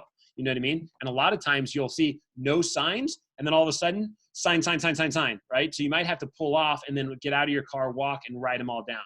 Write this down. No number is a bad number. No lead is a bad lead. The realty world, they all know people who know people, and they're not afraid to recommend because they all are constantly passing favors back and forth, right? Here's this guy, I'll send you one back. It's their livelihood. It's their business. So again, write down every number. Your job is to get the word out there to as many people as you can about what you're looking for, okay? I would do step 1, know your territory. Step 2, right? I would actually do online searching. Step 3 is I would drive your territory. And again, a lot of you should be doing this on your own. You don't need your DM. You don't need me with you for this, right? So know where the hot spots are, the traffic flow, the schools, the hangouts, right? Search online, right? And it's best to drive it like a mailman. You guys don't know this, but when I came out here, it was the fall before I moved out that next spring. And when I came out here, I rented a car. I loved it because I had unlimited miles, and I literally drove the grid of OKC.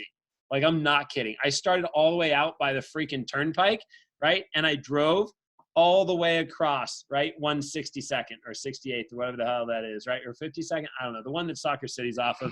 It's the one that goes by Hefner. 122nd. That's the one. And I just kept driving. It was like neighborhood. And then I was in the village. And then I was in the middle of no freaking where. And then I was really outside the city. And I was like, the hell are they doing with this space? And then I took a right and went back down and drove it back the other way. I was driving everything because I didn't know anything, right? I didn't know anything. I wasn't born here. I'd never been. That was my first time in Oklahoma, literally landing on the flight and getting a rental car and being like, well, here's my adventure. Let's go. Right? So just whatever it takes. A lot of you know your territories a little bit better, but what you know isn't everything. So drive it like you don't. Make sense? So again, really important. The best spaces, by the way, are the ones that are not advertised online. We tell a quick story about the one that we found in Stillwater that Tyler was in until the bank decided to take over the whole building. That space was awesome. And we had just gotten back from 3 other spaces that would have needed major remodels. They were trying to sell us on doing it. They were going to pay for the construction. That's always a mess, right? And they weren't in good places. They didn't look good. They were in old strip malls. And we were kind of facing the facts that was it. And then he was like, yo, man, I think this would be a good place to go eat. And so we were driving. And as we were driving, I saw this sign. It wasn't advertised online. He hadn't found it previously, right? And it was just a bank that had a little sign that said for lease. And I was like, dude, have you called that one? He's like, no, I didn't see that one. That's the space we ended up getting. We got it for like $800, full service, all in. It was perfect, right? You just never know. Every street corner, every street, especially for the small territories. Cool? Here's why. Private wealthy building owners don't need the money. They have a sign on the door and sometimes just empty spaces in the building. If there's 75% capacity, they don't have pressure to lease the space. Their mortgage is already paid. They're making their money, right? So sometimes they're just lazy.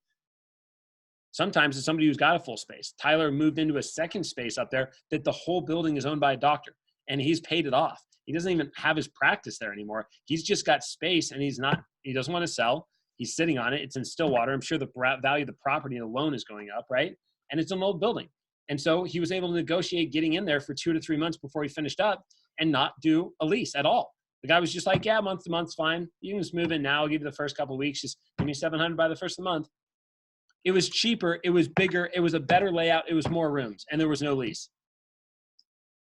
Okay, pretty awesome, right? And now he's kept it in a good position, right, for the next manager that goes in there. It's going to be fun. So we got to keep that in mind. So stop at every building, regardless of for sale, for lease sign. One of the best things you can do is not be afraid to walk into a building during business hours and shake hands, knock on a door and say, hey, do you know who the leasing agent is here? Oh, do you have their name and number? Looks like a great space. Do you know if any space is open? Sometimes the actual leasing agent is on the property and you can talk to them right there. And a lot of times they're like, no, we don't have any space now, but somebody's moving out at the end of the month. Oh, really? What size is that? Oh, it's about $600-700. It's like perfect. And that's the one you take. You know what I mean? The one that I initially got that all of you are familiar with, right? Back off of May and, in whatever, Northwest Expressway, right? The original office, right? When I moved out here, that space had actually been already signed as a lease for 5 years.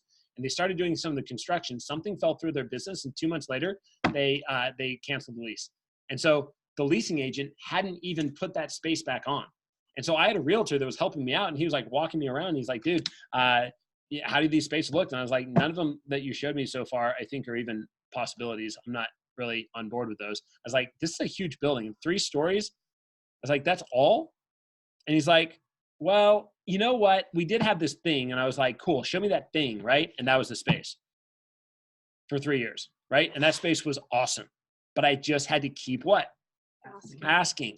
I had to be persistent. I had to be optimistic. Let's use what Shelby just taught us. I had to be optimistic that there was something better out there.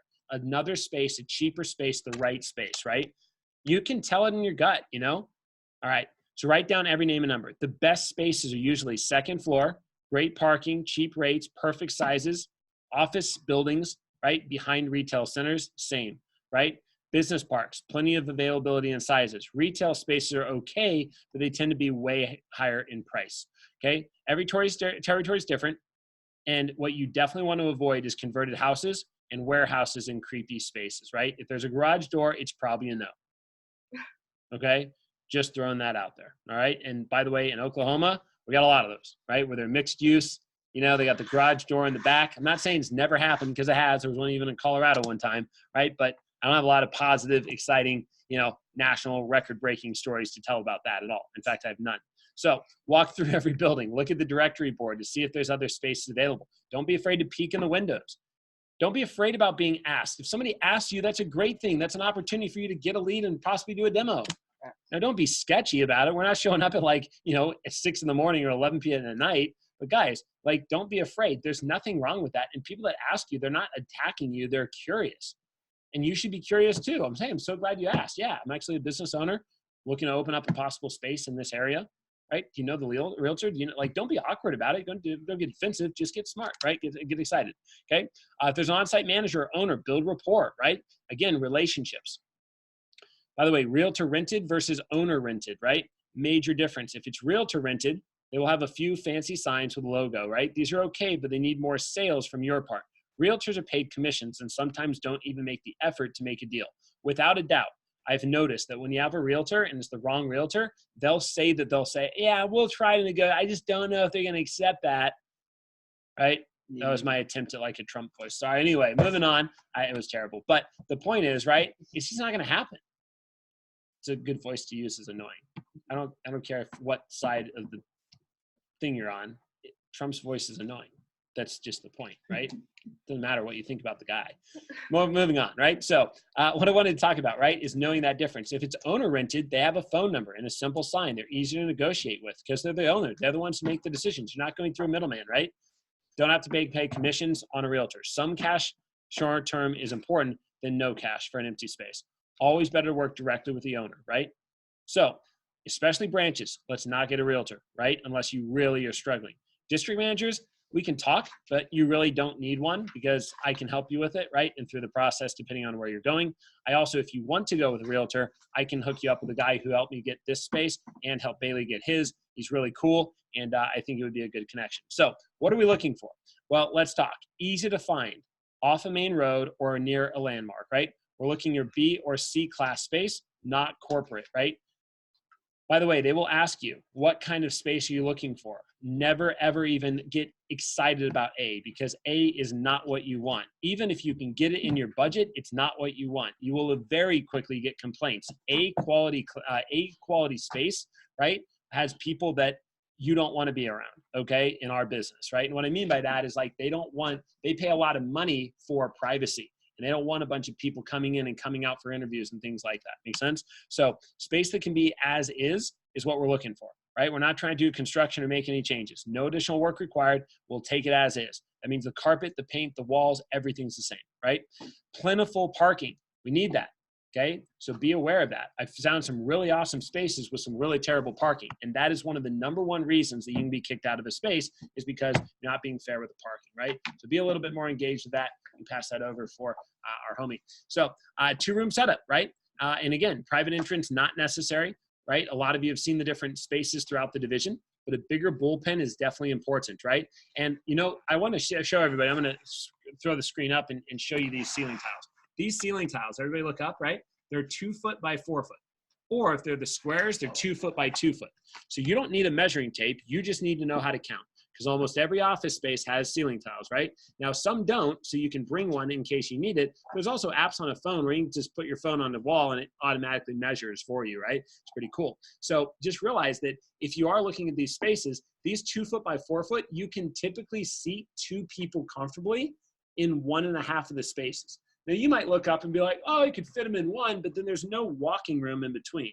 So you need that extra half. Does that make sense? So in other words, you can fit about 4 people, 2 here, right? Within 2 of them, right? Because 1.5 each. Or sorry, no, that would be wrong. Sorry, 3 of them, right? 3 of them fits about 2 people in the back. So you could either bring a folding chair with you, or you could just know that and start to look at it, and in your head on your sketch say, okay, well, if I sat chairs next to each other, I could fit 3 or 4 in a row, and I could probably do 3 or 4 rows. So I could probably get a training class of 12 to 16 in here, right? Now, again, we want a bigger room so we can get the groups of 15 or 20 or bigger. And you also want to look sometimes if they have extra room that you could possibly rent for that space as well, right? Let's look on here. It says AMs don't need an office, right? So really what you need is like a 2-room setup. We used to need a 3-room setup when we hired receptionists and people calling. Now we don't. You need like a small private office, and you need your big bullpen room. That's pretty much it. I don't care where they walk in. Probably not your private office, but that's the way you can look at it. If you would have seen John Giacchino's, he did, it's our #1 branch last 2 years in a row.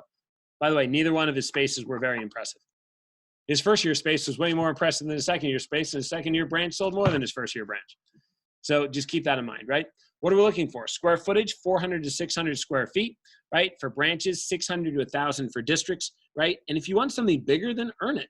24/7 access to the building and HVAC as well. Be sensitive to that. Make sure that you understand telephone and internet is never included in your rent. There's not any office that would ever do that. Stupid, right?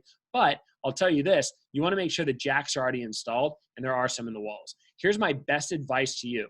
Instead of getting your own internet plan, once you know your space and you chose it, talk to the other people in that space and ask them, right? Introduce yourself, build rapport, and ask them if there's a way that you can help them pay for theirs, okay? I did this one of 2 ways, right? I've had many people do that, so you don't need your own plan. That way you're not locked in the contract. You just have to pay on time. And a lot of times they'll ask for like 20 bucks. That's it, Or, hey, give me a gift card or something like that. Like they won't ask for much, right? I did that the opposite way because I had a good deal when I was in Colorado, and another tenant went into another space and she didn't want her own stuff. So she's like, hey, can I do internet? Like the packages are like 70 bucks to 100 bucks. I don't want to pay that. I was like, yeah, sure. Like, what do you think is a good rate? And she's like, I'll pay for half of it. And I was like, sweet. And by the way, she thought that I was paying 100, but I had a really good deal for 60, right? So that was awesome. I was getting 50 bucks. I was paying 10 bucks for internet for like a year. It was sweet, man, right? And I was like, hey, for me putting my name on the contract, I'm in, right? So again, if you're a branch especially, you're only there for a short amount of time. How much data do we actually use? Very, very small, right? Even with the streaming of the videos, they're not that big. Cool? So keep that in mind. Also, gross lease, utilities included, right? We want to avoid something called triple net. We want to avoid big open areas in the building because you pay for that, right? A percentage compared to how much space you have. All right, let's look at page 2, right? Determining price. Rent in terms of dollars per square foot. How to calculate? $12 a square foot. Well, $12 times 700 square feet is $8,400. Divide that by 12 months, and they're asking for about $700 a month. So $12 a square foot means that you're basically paying the same as the square footage. But then they'll start to hike that on you, and they'll say 13 a square foot or 13.50, and you're like, oh, the difference of 56. Not much per foot. Big time. A lot. I don't even care if you're at 500, right? You're literally talking the difference of 50 cents, right? Now you're talking an extra $250 a month, right? Like that's a big deal, right? So they calculate those terms because they want to make it small. It's like, oh, it's only a difference of quarter, right? Well, yeah, times hundreds of square feet, big difference, right? So again, looking over the numbers, it says for branches with office space, we shoot for 12 or less, right? That's always the goal. And real estate is sales. Everything's negotiable. Make sense? So whatever they tell you, even if they say, no, we're very hard on our terms. No, they're not. No, they're not. Nobody is. They're hard on their terms. They say they're hard on their terms because they don't want to deal with the negotiation. But you know what? They're business owners and they want money, right? That's like people saying, oh, I'm stuck in my ways and I don't sell Cutco for cheaper than it is. Yeah, BS. You get that client that all of a sudden wants 3 Ultimates. You going to stick with that? If it's the difference of a big order? All right, doubtful, you know what I mean? So calculating square foot, you can bring a tape measure, measure 1 ceiling tile, right, and count them up. Now, just remember, 2x4 is the rectangular ones, all right? Communication with landlords, right? Message, hey, my name is Nick. I'm looking for 600 square feet of office space with a 2 to 3 room setup. If you have anything available, please return my call at blank number. I will be living in your city. A lot of you have different area codes and people sometimes get confused. It's like, why is this area code calling me here, right? Well, let them know I will be living there, right? And that way they're not confused there. Rapport, remember you're selling yourself and the company, right? Qualify your leads, get lots of options, don't be picky. The questions to ask that are on there, right? And a lot of the big ones, you know, is there night access? How long has the space been vacant? For you, these are really new and weird and uncomfortable. For them, this is a day in the life of a realtor. Like, you realize that they always have their phone on. Realtors always answer random calls, right? They always are there to answer questions, okay? And they have their own set of how they go through it. So don't be afraid to 21 question them, right? Cool. Well, I'm assuming that that's negotiable, right? And that's a really good phrase. Take note on how quickly they drop down. Is that gross? Is that net? Answering, right, and asking all the right questions. If they start to ask you questions, that's also very normal. Don't take that as interrogation that they don't trust you. This is how you build a relationship in business, right? And although it might be intimidating because it's new to you, they're just trying to seek more information. You know why they're asking questions? Because they're curious and they want to help you and they want to see, right, success here. They want to create a relationship and make a sale. So what do? Right? Don't go in here. You're not recruiting them. It's the biggest mistake I see people make, right? They're like, oh, that's a great question. What it says here is entry-level sales and customer service, right? You start going into like a pre-interview. That's not what we're doing, right? So instead, oh, we're in the sales of Cutco Cutlery. We've been around since 1949. And do you notice how every answer is we? That way you don't have to say I, right? You're backing yourself with the company reputation there. Cool? Making it, right, sound like it's big, because it is, right? So again, what we do is sales of Cutco Cutlery. We've been around since 1949. We do about $250 million in sales annually. I'll be running a branch office. Our reps are college kids who work by appointment with their customers outside the office. They're able to make great money and get great experience at the same time. We're looking to open a local office in this area for them to report to. What's the makeup of the tenants in the building, right? And you're figuring it out. You know, if you're going to have like a massage therapist that shares a wall with you and you're going to get pumped about fast start prices, that's probably not going to work out too well, you know? So again, just figuring it out. How much are you looking to spend? My budget's flexible depending on the space, but what are you asking for per square foot? Okay. And never show over exaggerated excitement, right? That doesn't work. Okay. Because then they're not going to be willing to negotiate. How long a lease are you looking for? Okay. And that's flexible. Okay. Right. Cool. Sorry, they ask you that. Oh, that's flexible. For now, I'm just collecting information for available options in the area. What length of time do you guys typically lease? Now, if they're already telling you we expect 3 years minimum, no, they don't. Okay, because I heard that before, and then Carissa just got a year-long lease, and then we also heard that from Norman and Bailey using the realtor, and then we got a 1-year lease, right? So whatever they say is BS, right? Remember, everything is sales; it's all negotiable. Whose name will appear on the lease? My name will be on the lease, right? How long have you owned the building? Do you notice how after every question, we respond positively and ask another what? Yeah, because we're vector trained. Nothing changes as you develop, right? Except for some of the words and the things you do. So here's the sale. Best to be in person. Phone's okay too, right? Sell them on you. How good is your stump speech? Another place that you need to be sharing it, right? Okay. What the space will be used for. Basically recruiting, training, and developing our reps. All sales take place in the field, so no customers are coming to our office. Foot traffic, 5 to 10 during the day, occasionally a slightly larger meeting after hours. Even as DMs, okay, we're saying that, right? We're saying that because the moment we start to talk about building our teams and the goals that we've got, they get really freaked out, right? Well, I mean, sometimes we'll have like 5 to 10 people per interview. Well, how many interviews? Well, I mean, like 4 a day, and whoa. And then, I mean, how many people are you looking to put on your team? I mean, we're really shooting for 100. You like realize how scary that is? They think 100 people are going to be coming in every day at 9 a.m., Monday through Friday till 5 p.m. They don't get our business, okay? So just keep it simple, right? At one point, we're not lying there, right? But we're just making sure that we don't over-exaggerate it. Lease terms. I'm going to need a short-term lease. I know you don't typically do this, but it's a seasonal business, and I'm only going to be open for a few months, right? 3 months is all you need. May, June, July. Most of the time, right, the beginning of August, you're moving out. Now, this year, based on our detailed dates that I'll be getting out to you guys on the calendar, right, we're going to have SE2, based on how the calendar falls, like almost all the way on August 5th or 6th. It's even further back than initially. But also, we didn't start the year until the 31st. You got to remember that, right? So it's all going to make sense once you see it on a calendar. But that being said, you probably aren't running interviews and training if you're a branch after August, right? So middle of SE2, take a day with your team, take a morning, right? Move out. Get them doing demos, you're good, right? So all you need is May, June, and July. don't pay for a month you're not going to use, right? Okay, you can still build your team and obviously get paid off them later, but it's really just the 3 months. You can continue to show the space while I'm there. I would never want to hold you back from a long-term deal. I would just ask for a couple weeks notice and an opportunity to move to a different space is available, right? By the way, I'll take it as is, no improvements necessary.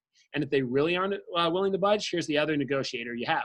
We can even pay for it upfront in full, right? And not typically when you do that, you don't even need like a deposit, right? Which is pretty cool. So keep that in mind as well. All right. Budget, right? Trying to keep your budget and costs as low as possible. First business, trying to be profitable and gain experience on a tight budget. So you need to get it approved by your division manager. Always, always blame me. I know Bailey went back and forth multiple times, and that's how we lowered the price, right? So always say, I really want to, but I need to talk to my division manager. Looking for a landlord who will help me out and give me a deal. Looking to be an entrepreneur, and I need somebody to take a chance on me. My budget's about $1,500 for the total summer, so about $500 a month. I know that's way below the list price, and it's not a lot of money, but it's a lot for me. I'm willing to pay more upfront for a better deal, 50% on signing, 50% midway through, right? Or I could pay all upfront if I needed, but again, that's your drop down. Because I can't afford the asking price, I have the ability to give away some Cutco products for a better deal. Do you cook? And you can use Cutco to negotiate. We've done that many, many times. In California, by the way, it is not cheap. And I'll tell you that I had one of my branch candidates when I was in Colorado do it in California because that's where he went to school. And I remember he had the cheapest he could find his office space for was going to be over $1,000 a month as a branch. And this was like 500 square feet as is. And there was no way he could fit that in the budget. But the owners of the building happened to know what Cutco was. So they negotiated in 2 homemakers to take care of $2,000. We paid cash for the rest and we get a 1/3, right? So we were able to get $2,000 of credit for only $600, and that lowered his budget by $1,400, right? To get him back into the numbers that would be profitable. Cool. So again, never be afraid to negotiate with that, right? Some branch managers have literally paid for their entire office with Cutco. Also, use your personal network. Your people know people, and those people know people. And I got to tell you that those people will hook you up. We had one of our branch managers that had another branch that had family up in northern Colorado in Sterling, and they had an old building, and the building was used only one day a week on a Sunday for church, and that's it. And so the building was paid for. The building already was furnished, right? And it only was needed on Sunday, and we don't do a lot of work on Sunday. So this branch just had to, right, mow the lawn and take out the trash one time a week, and he literally got free rent. And it was like a 2,000 square foot building. Small church, right? But he got a 2,000 square foot office space. It was awesome, and it worked out fantastic. So keep that in mind, right? The logical close, I'm not going to cover that because we're a couple of months away, but I think you guys get the point. The emotional close and what's in there, and then if necessary, dangling the carrot, right? In a large branch territory that we might end up extending it and staying open. New DM specific is at the bottom there. And again, everything the same except for the lease terms, 1 year no matter what, and the words that you use, and having a 4-month opt-out clause is always a good idea too. Cool? So questions, concerns, comments on that? Feedback or anything you want to add, district managers? Talk a lot with Nick about these to make sure you're making the right decision. Like I said, number one, be patient.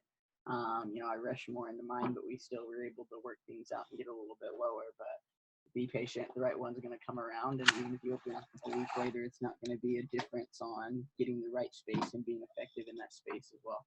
Cool. I love that. Be patient and talk to me a lot. By the way, lots of text, lots of pictures, right? Lots of video, okay? I'm not going to be there with you in many cases. So the more that you can utilize my expertise, right? 40, 50 plus offices in my career, I'm going to be able to help you out. So just take advantage of that no matter what. Cool? Very good. Always have backup spaces. In general, always have backup spaces. Even if you think you're about to sign, like still have backup spaces. One of mine, the person won my very first summer. I was like about to sign it, and they called me. And they said, hey, actually, never mind. The person next door needs to tear down a wall. You guys can move in June or July. And I was like, that's too late. I'm sorry. And they said, well, you're going to have to find another space because obviously they're going to take like a 3 or 4 year lease. That's going to take precedence over mine, even though we'd been negotiating since February. So just always have backup spaces because then I got put in a really great area, but a really bad individual space. And keep your priorities, what you need out of a space, and talk to Nick all the time, like literally, like all the time. And if you want Melissa or I's like expertise, we've moved a couple times. We can help you with that. But find a space that makes you happy if you can, but a place where like look at lighting, especially if you can be at a place that you really like late at night. See if they have good lighting for like evening interviews, because like for instance Melissa has terrible lighting, and so it's super creepy whenever we're trying to have like evening meetings. But thankfully she's in. My show goes down if I have interviews too late. I've noticed like at night. So it's kind of in a neighborhood. My show's like fine if it's daylight when they're showing up. The little things like that. Do you have any other tips for them? Cool. Honestly, yeah, I was kind of waiting to add anything, but just like amen to everything Nick said. Like you covered everything. I hope you guys were taking notes, because literally every bullet point I was like, made that mistake. Yep, like totally true. So yeah, I'm like really excited for my development to listen to this, because that was one of the best office-based talks I've heard. All right. Awesome. Well, we will, and don't get stressed, right? Be optimistic, and we'll always figure it out and find a way. So great stuff. I'm glad that was on recording, and that way we can use that to refer back to and continue to look at as we teach it. So thank you for the help, veterans. I appreciate it. All right, guys. Well, I want you to, we're going to transition to our biggest topic of today, probably the most valuable one when it comes to producing CPO and producing business, and that is your PR name collection, right? I've long been a big proponent of the PR program, and I really believe that there are 3 things that you need to write down when it comes to your PR program. Number 1, it's a 3-cylinder engine, and you got to be cranking on all 3 or it doesn't work. Number 1, name collection. If you can't collect names, right, nothing else works. Massive name collection. We should be averaging 7 to 10 for every applicant that comes through our door in the interview. We should be averaging 100 to 125 for every trainee that leaves on day 2. We are far below those numbers right now. And now that we have the PR app, we can show how many were in the system or in their phones versus how many they chose to select, right? Confidence, conviction, certainty, that makes a difference, right? Well, think about it. If you're only collecting 50 on average a head and you launch 50 for the summer, right? Well, that's only 2,250, right? So that's not a lot of names. If you're collecting 100, you're collecting 5,000, right? If you're collecting 125, more than 5,000. I don't know the math on that, but you can ask Brandon because he seems to be a quick calculator. What's step 2? You got to get them scheduled. So what's your system for that? Well, A, send them to conveyor.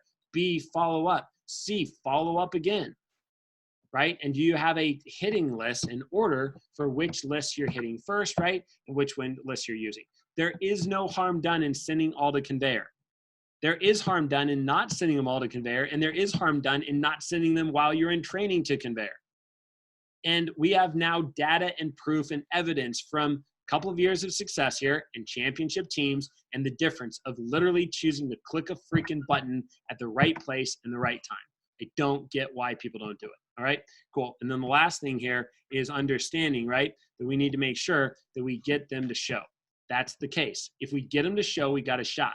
But how many times do we not do the right things in firming them up to come to the interview so they never show up to the office? We know that 9 out of 10 times that they come into the office and they see the job, they think it's a heck of a lot better than they initially expected. But a lot of times, negative family, negative parents, right? Sometimes us just not doing our job to firm them up or screwing up an email by 1 digit so they don't get a confirmation or reminder, right? Makes the difference, okay? So A, collect names, B, get them scheduled, C, get them to show. Now realize that when it comes to getting them right in the first place, that is all about your stump speech. That's all about what you're building and why they should do it. All right. Because the reality is that it doesn't cost them any time or energy. Most people are willing to do it, but they need a compelling why. They want to be plugged into what you're building and how they can help, right? Everybody wants to help, but they need to know how. And so you've got to really nail this part when it gets to it. Cool. The best in the business that I've ever noticed is Brian Hurlman. He crushes this part. And what I'm going to do is hopefully get this playing as we move forward and we share our screen. Let me get it started up first and moving forward. It might be the right one. I know it's sponsors. I get a 100 in. All right, that's not it. So that's the one he's doing on there.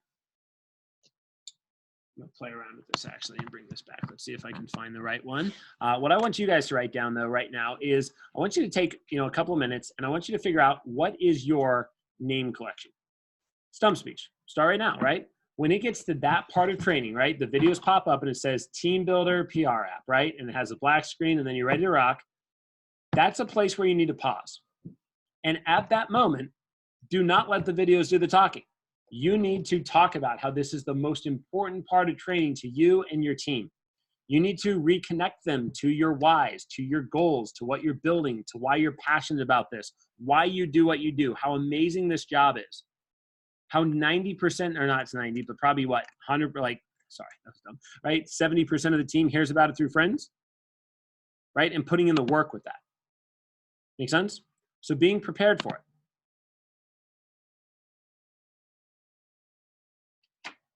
So I want you to take a minute and write down what are some things that need to be in there. Part of your vision. How many people you're looking to launch. Second thing you want to write down. Second meeting.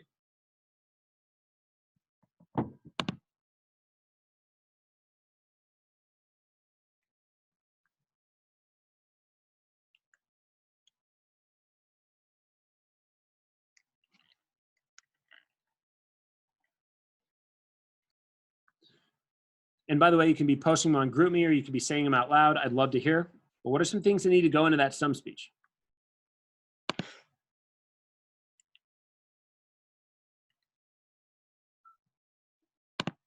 if I told you in office, started from scratch, January 1st? One of mine is to change lives and influence people. One of your what? Can you hear me? Mm-hmm. I said one of mine is to change.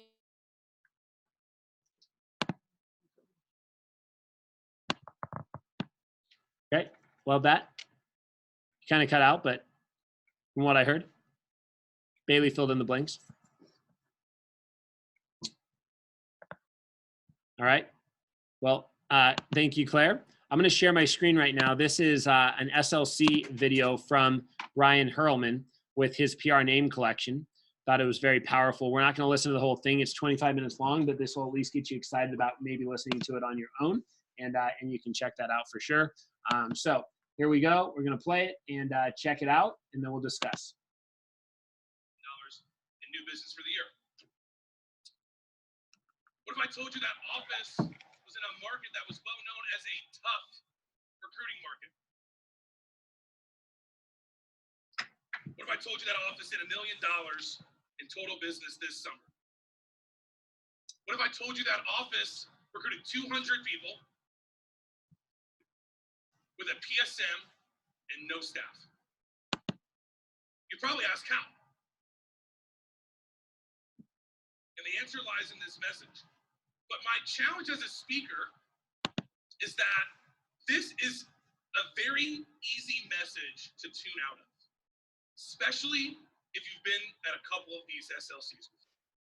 How many of you, by show of hands, this is your first SLC? Beautiful. How many of this is 5 or more?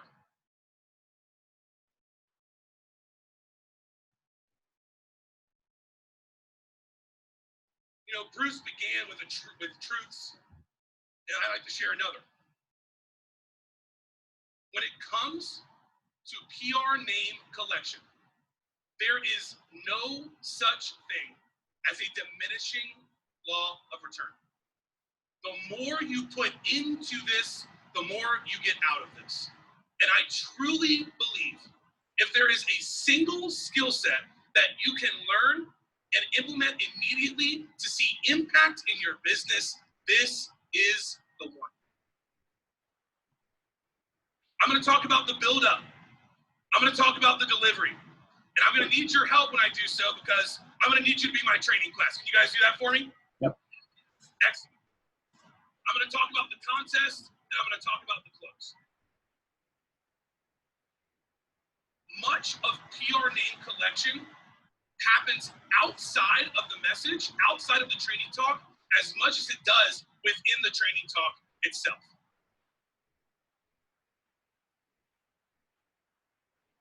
Pre-training conversations are without question, my favorite place to plant seeds. When you have an organization that is built heavily upon the PR program, everyone that's coming into a training knows people who are already on the team. And so conversations will sound something like this. Hey, so Katie, your friend started last week, huh? Have they told you how well they've done? Yeah. I think Emily sold over $6,000 her first 10 days. She made over $1,000 in income. It's pretty cool. And actually, she gets a little bonus for recommending you to the job. It's one of the coolest parts about our program. I'll tell you about it later. It's our advertising bonus. Simple seed plans from the beginning of training. Your intro talk, when you're going over the schedule for the day, you say, hey, today we're going to go through some opening comments. I'm going to walk you through the presentation. By the end of it, you're going to know, by the end of today, you will know 90% of the presentation.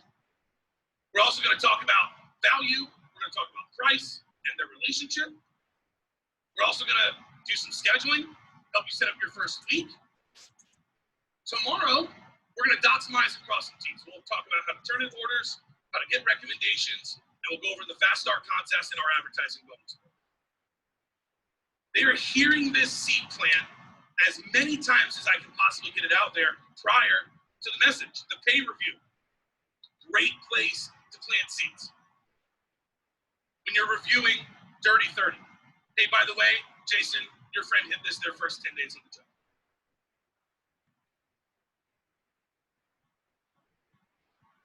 Working the brakes is so critical. In fact, I would tell you that I think a lot of productivity and a lot of PR culture happens outside of the bulk of the training more than it does inside. Any chance you get pulling aside your top people and planting seeds for the PR program, using examples, using their buddy, their friend, that is how you collect a monster number at the end. Training stop-bys. Anytime someone comes into the office, hey, when did you start? Cool. How much have you sold? Awesome. What do you like most about the job? Do you cut food up on your demos? Hey, by the way, how did you hear about the job? It's nonstop. And for a lot of you, this is remedial stuff. But here's what's funny about those types of things. They're oftentimes forgotten, and they're not, if it's not something that's top of mind, it's not something that we're necessarily utilizing in that skill set. So the stop-bys are key, and then the fast start talk. Consult your DVM, but I will tell you this. I am a huge believer in the fact that the fast start talk should be placed directly in front of the PR talk. And the reason for that is because in the fast start talk, first of all, you're creating a lot of energy in the room. Secondly, they're getting excited about all these prizes, and you're immediately tying that right into, hey, empty out your cell phone. Don't leave anyone. So the fast start talk being in front of the PR talk and training is a critical placement to maximizing name collection. Now, the delivery. So, training class, let's pretend that I just unveiled the Fast Start contest to you, and I need your participation as we move forward. Can I get that from you all? Yeah.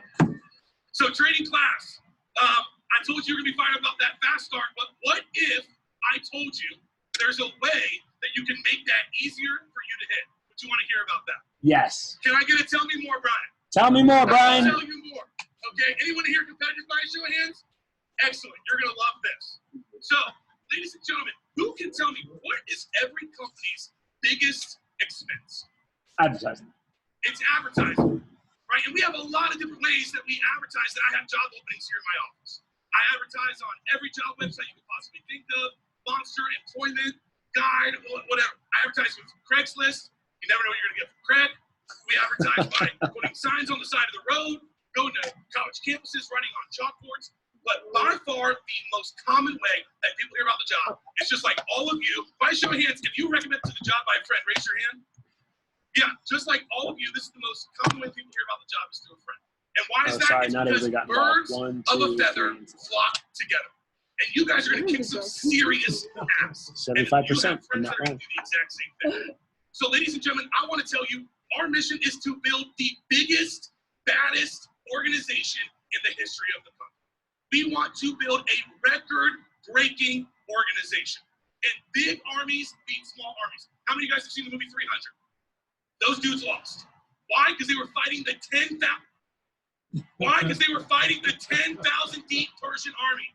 We want to build the 10,000 deep Persian army of Cutco. So, that being said, what if I could tell you a way that you can make this fast start contest easier to hit? Would you want to hear about that? Can I get a tell me more, Brian? Tell me more, Brian. I will tell you more.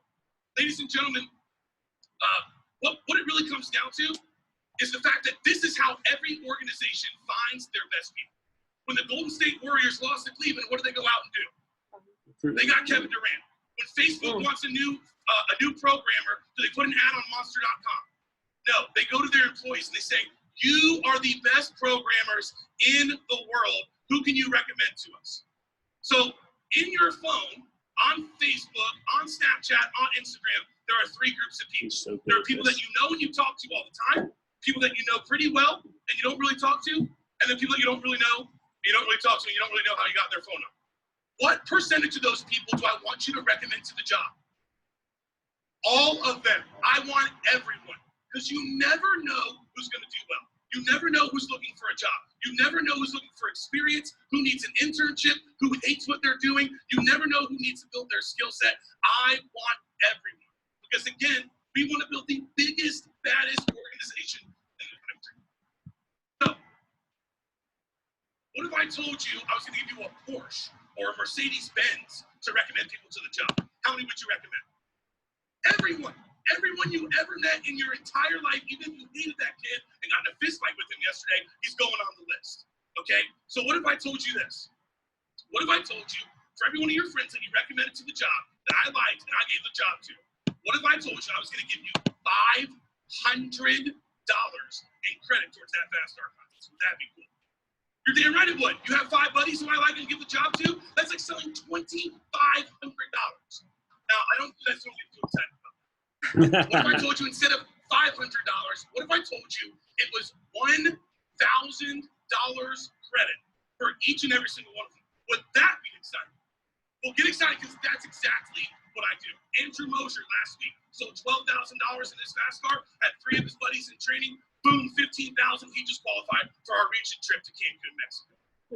You sell 10K in your first 10 days, you have 5 buddies who start the job, boom, you qualify for our region incentive trip. Now, what if I told you I was going to sweeten the deal even a little bit more? Would you want to hear about that? Tell me more, Brian. Tell me more, Brian. Tell me more, Brian. Now, when you think about things like, how many people did you graduate high school with? 600? You have friends on Facebook, thousands of them. How many Instagram followers do you have? How many views does your Snapchat story get? A lot. Okay?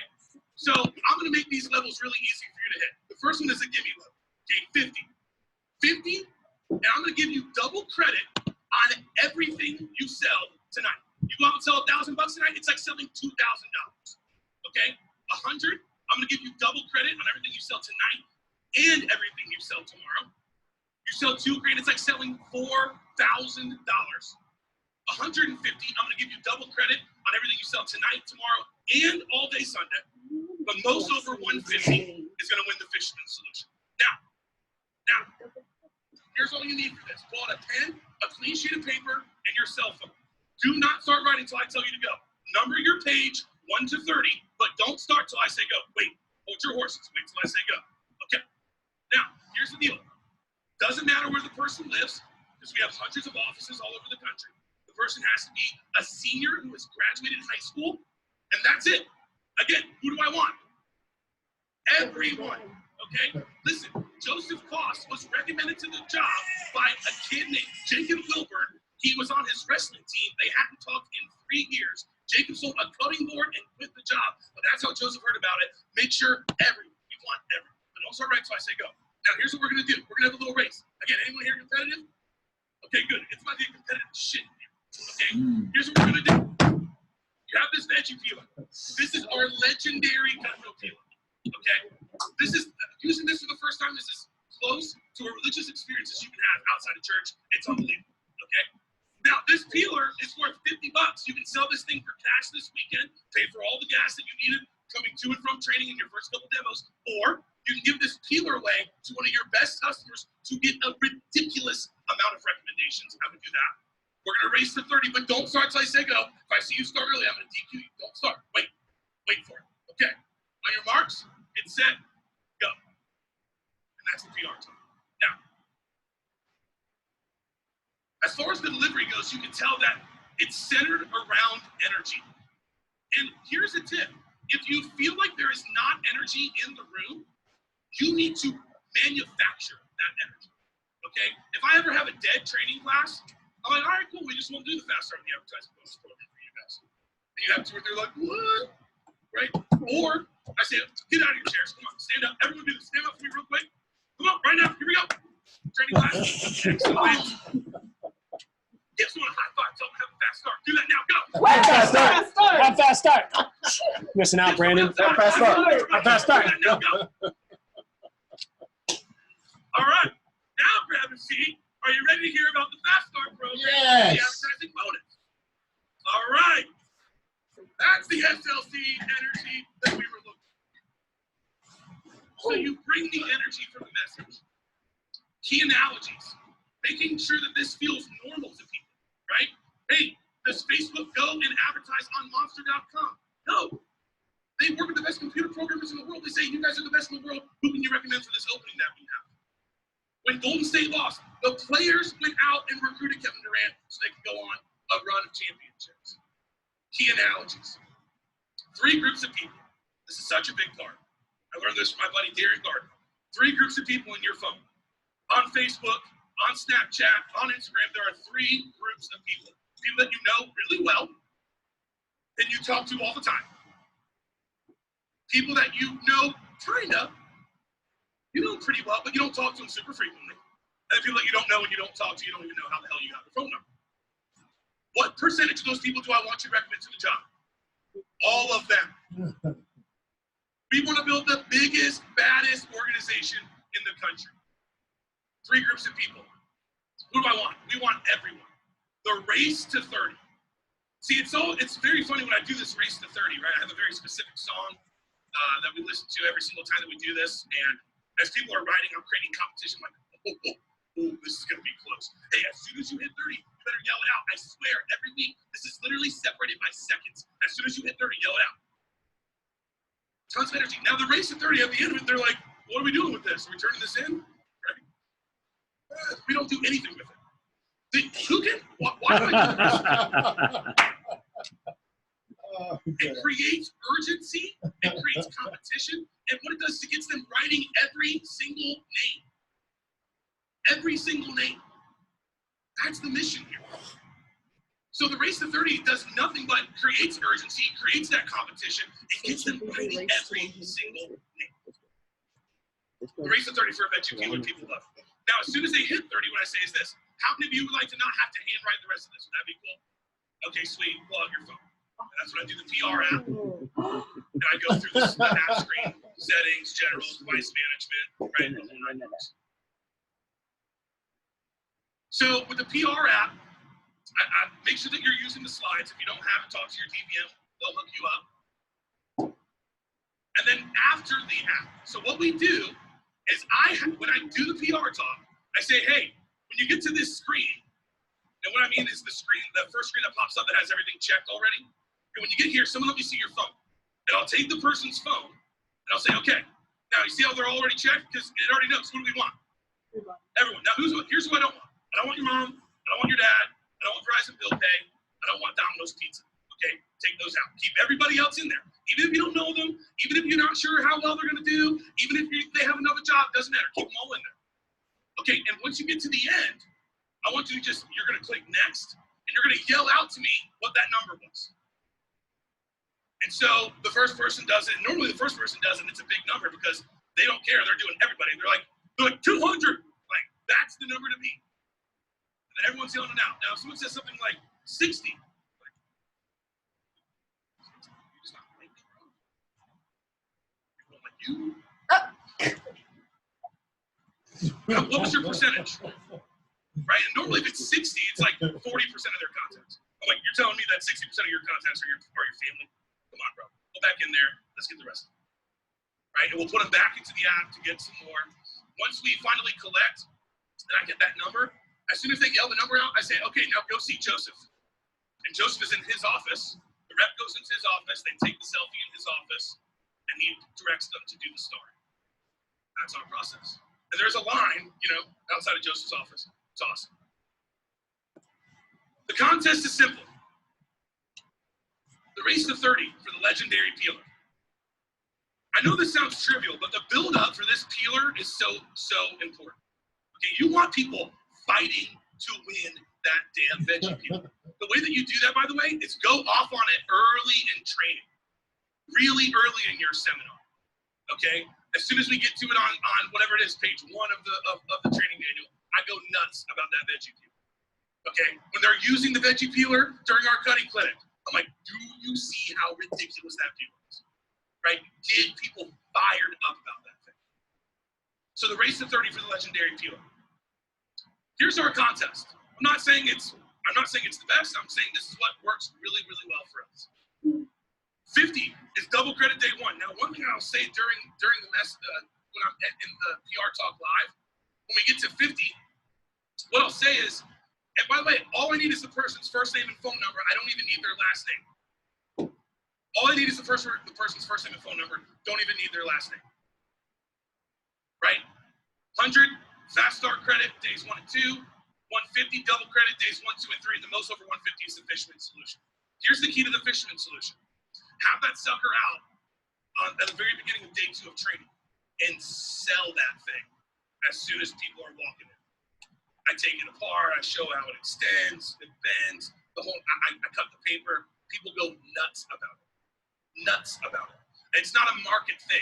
I mean, it doesn't matter where you live or where your office is located. You can get people fired about that fisherman solution. In my opinion, it's like the easiest thing in the book to get people fired up about because there's so many features. So you go nuts over the fisherman solution. And then here's a little something extra. And we do this to launch campaigns. This isn't something I extend for the entirety of the summer, but at the beginning, when I want to get into the McLeans and the Langleys and the Bishop Iretons, right? When I want to get to my best public and private high schools, the CNO is the way. And I pull them aside after they've met with CNO is $100.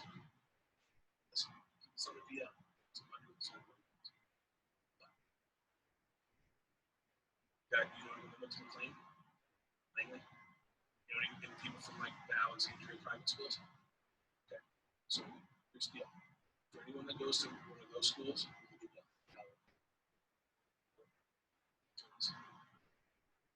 this is a way that we're able to get the best schools into the best markets very, very early in every single one of our campaigns. So that's the contest. All right. Well, for time purposes, we are going to not watch the last 5 minutes, but I'm going to encourage you to rewatch that.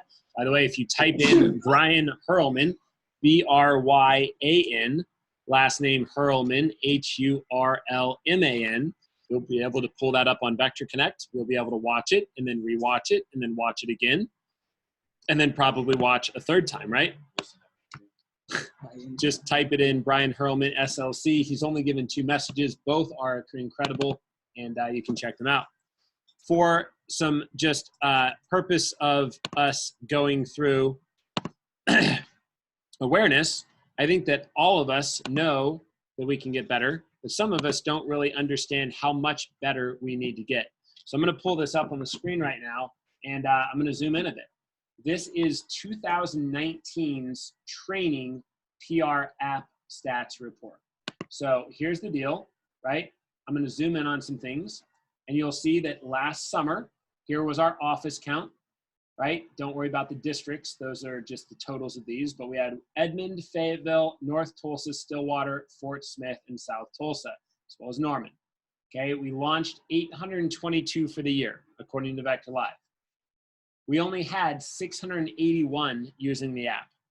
That tells me that we literally had the opportunity for 141 people to be using it and they just didn't. I understand every now and then we get 1 or 2, but that tells me that we actually had a confidence and teaching problem, right? Beyond that, we had the ability to collect 114,000 names and numbers. Now, again, that would include all their contacts in mom and dad and schools. We don't want 114. We also know that we don't want only 52,000. That means that we only collected less than 50% of the contacts in a phone. This is annual results for our division for the entire year. I think that's a good enough timeline to look over. That being said, right, I want you to see here that we had number of leads per rep on average was only 77. Norman at 80, South Tulsa at 65, again for the whole year. Fort Smith only 30, Stillwater at 31, North Tulsa at 64, and even in the pilot with me running a lot of the trainings in the summer, for the year, we only averaged about 90. We need to level this up. If we would have been getting an extra 50 times the fact that we had 681 using the app, well, you do the math on that, right? That's an extra 30,000 names and numbers. 30,000. It's a lot of names and numbers, especially because all we have to do is then click a button. We've got a room for improvement here. We've got a big area of opportunity. And this summer, nothing's going to change until you choose to change. So if you want to know a script that I would be role playing and I would be maximizing and I would be memorizing and I would be like practicing every day, it would be our PR name collection. Now, to be clear, right, here's what that produced. For some of you need to see this, right? We got a total of 40,000 actually sent with a text.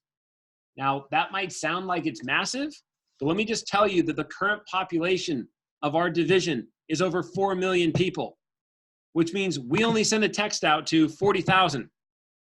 Anybody want to know what percentage that is? It's 1%. It's 1%. 1% of the people out there that are living in our area right now got a text. We need to level that up. That being said, 32,000 of those 40,000 actually clicked the link. And we had 4,000 of those people actually apply. Check this out. We scheduled 2,600 people purely just by clicking a darn button. We had 800 walk through the door from just this resource. We launched 215 of our 822. And check this out, right? We were able, oh, it doesn't show it on here, but there's a way to see it with CPO. We sold a crap ton of Cutco. In fact, right, it's about to get competitive shit in here. That was hilarious. So let me see if I can pull this up with CPO. And I don't know, that's different reports. PR app stats, Great Plains. Oh, it doesn't allow it. All right, well, whatever. They sold a lot of Cutco. We'll leave it at that. Sound good? So I hope that that's helpful with seeing those numbers. A couple of things to be just upfront about, right? Instead of having a discussion right now, you guys can have a discussion on GroupMe or with me on our PCs. A couple of things I want you to write down. Number one, giving credit towards fast start prizes we found is not smart for a lot of reasons, okay? Number one, it confuses the rep. They think that are career sales and they're making paychecks off those bonuses versus just getting the prizes.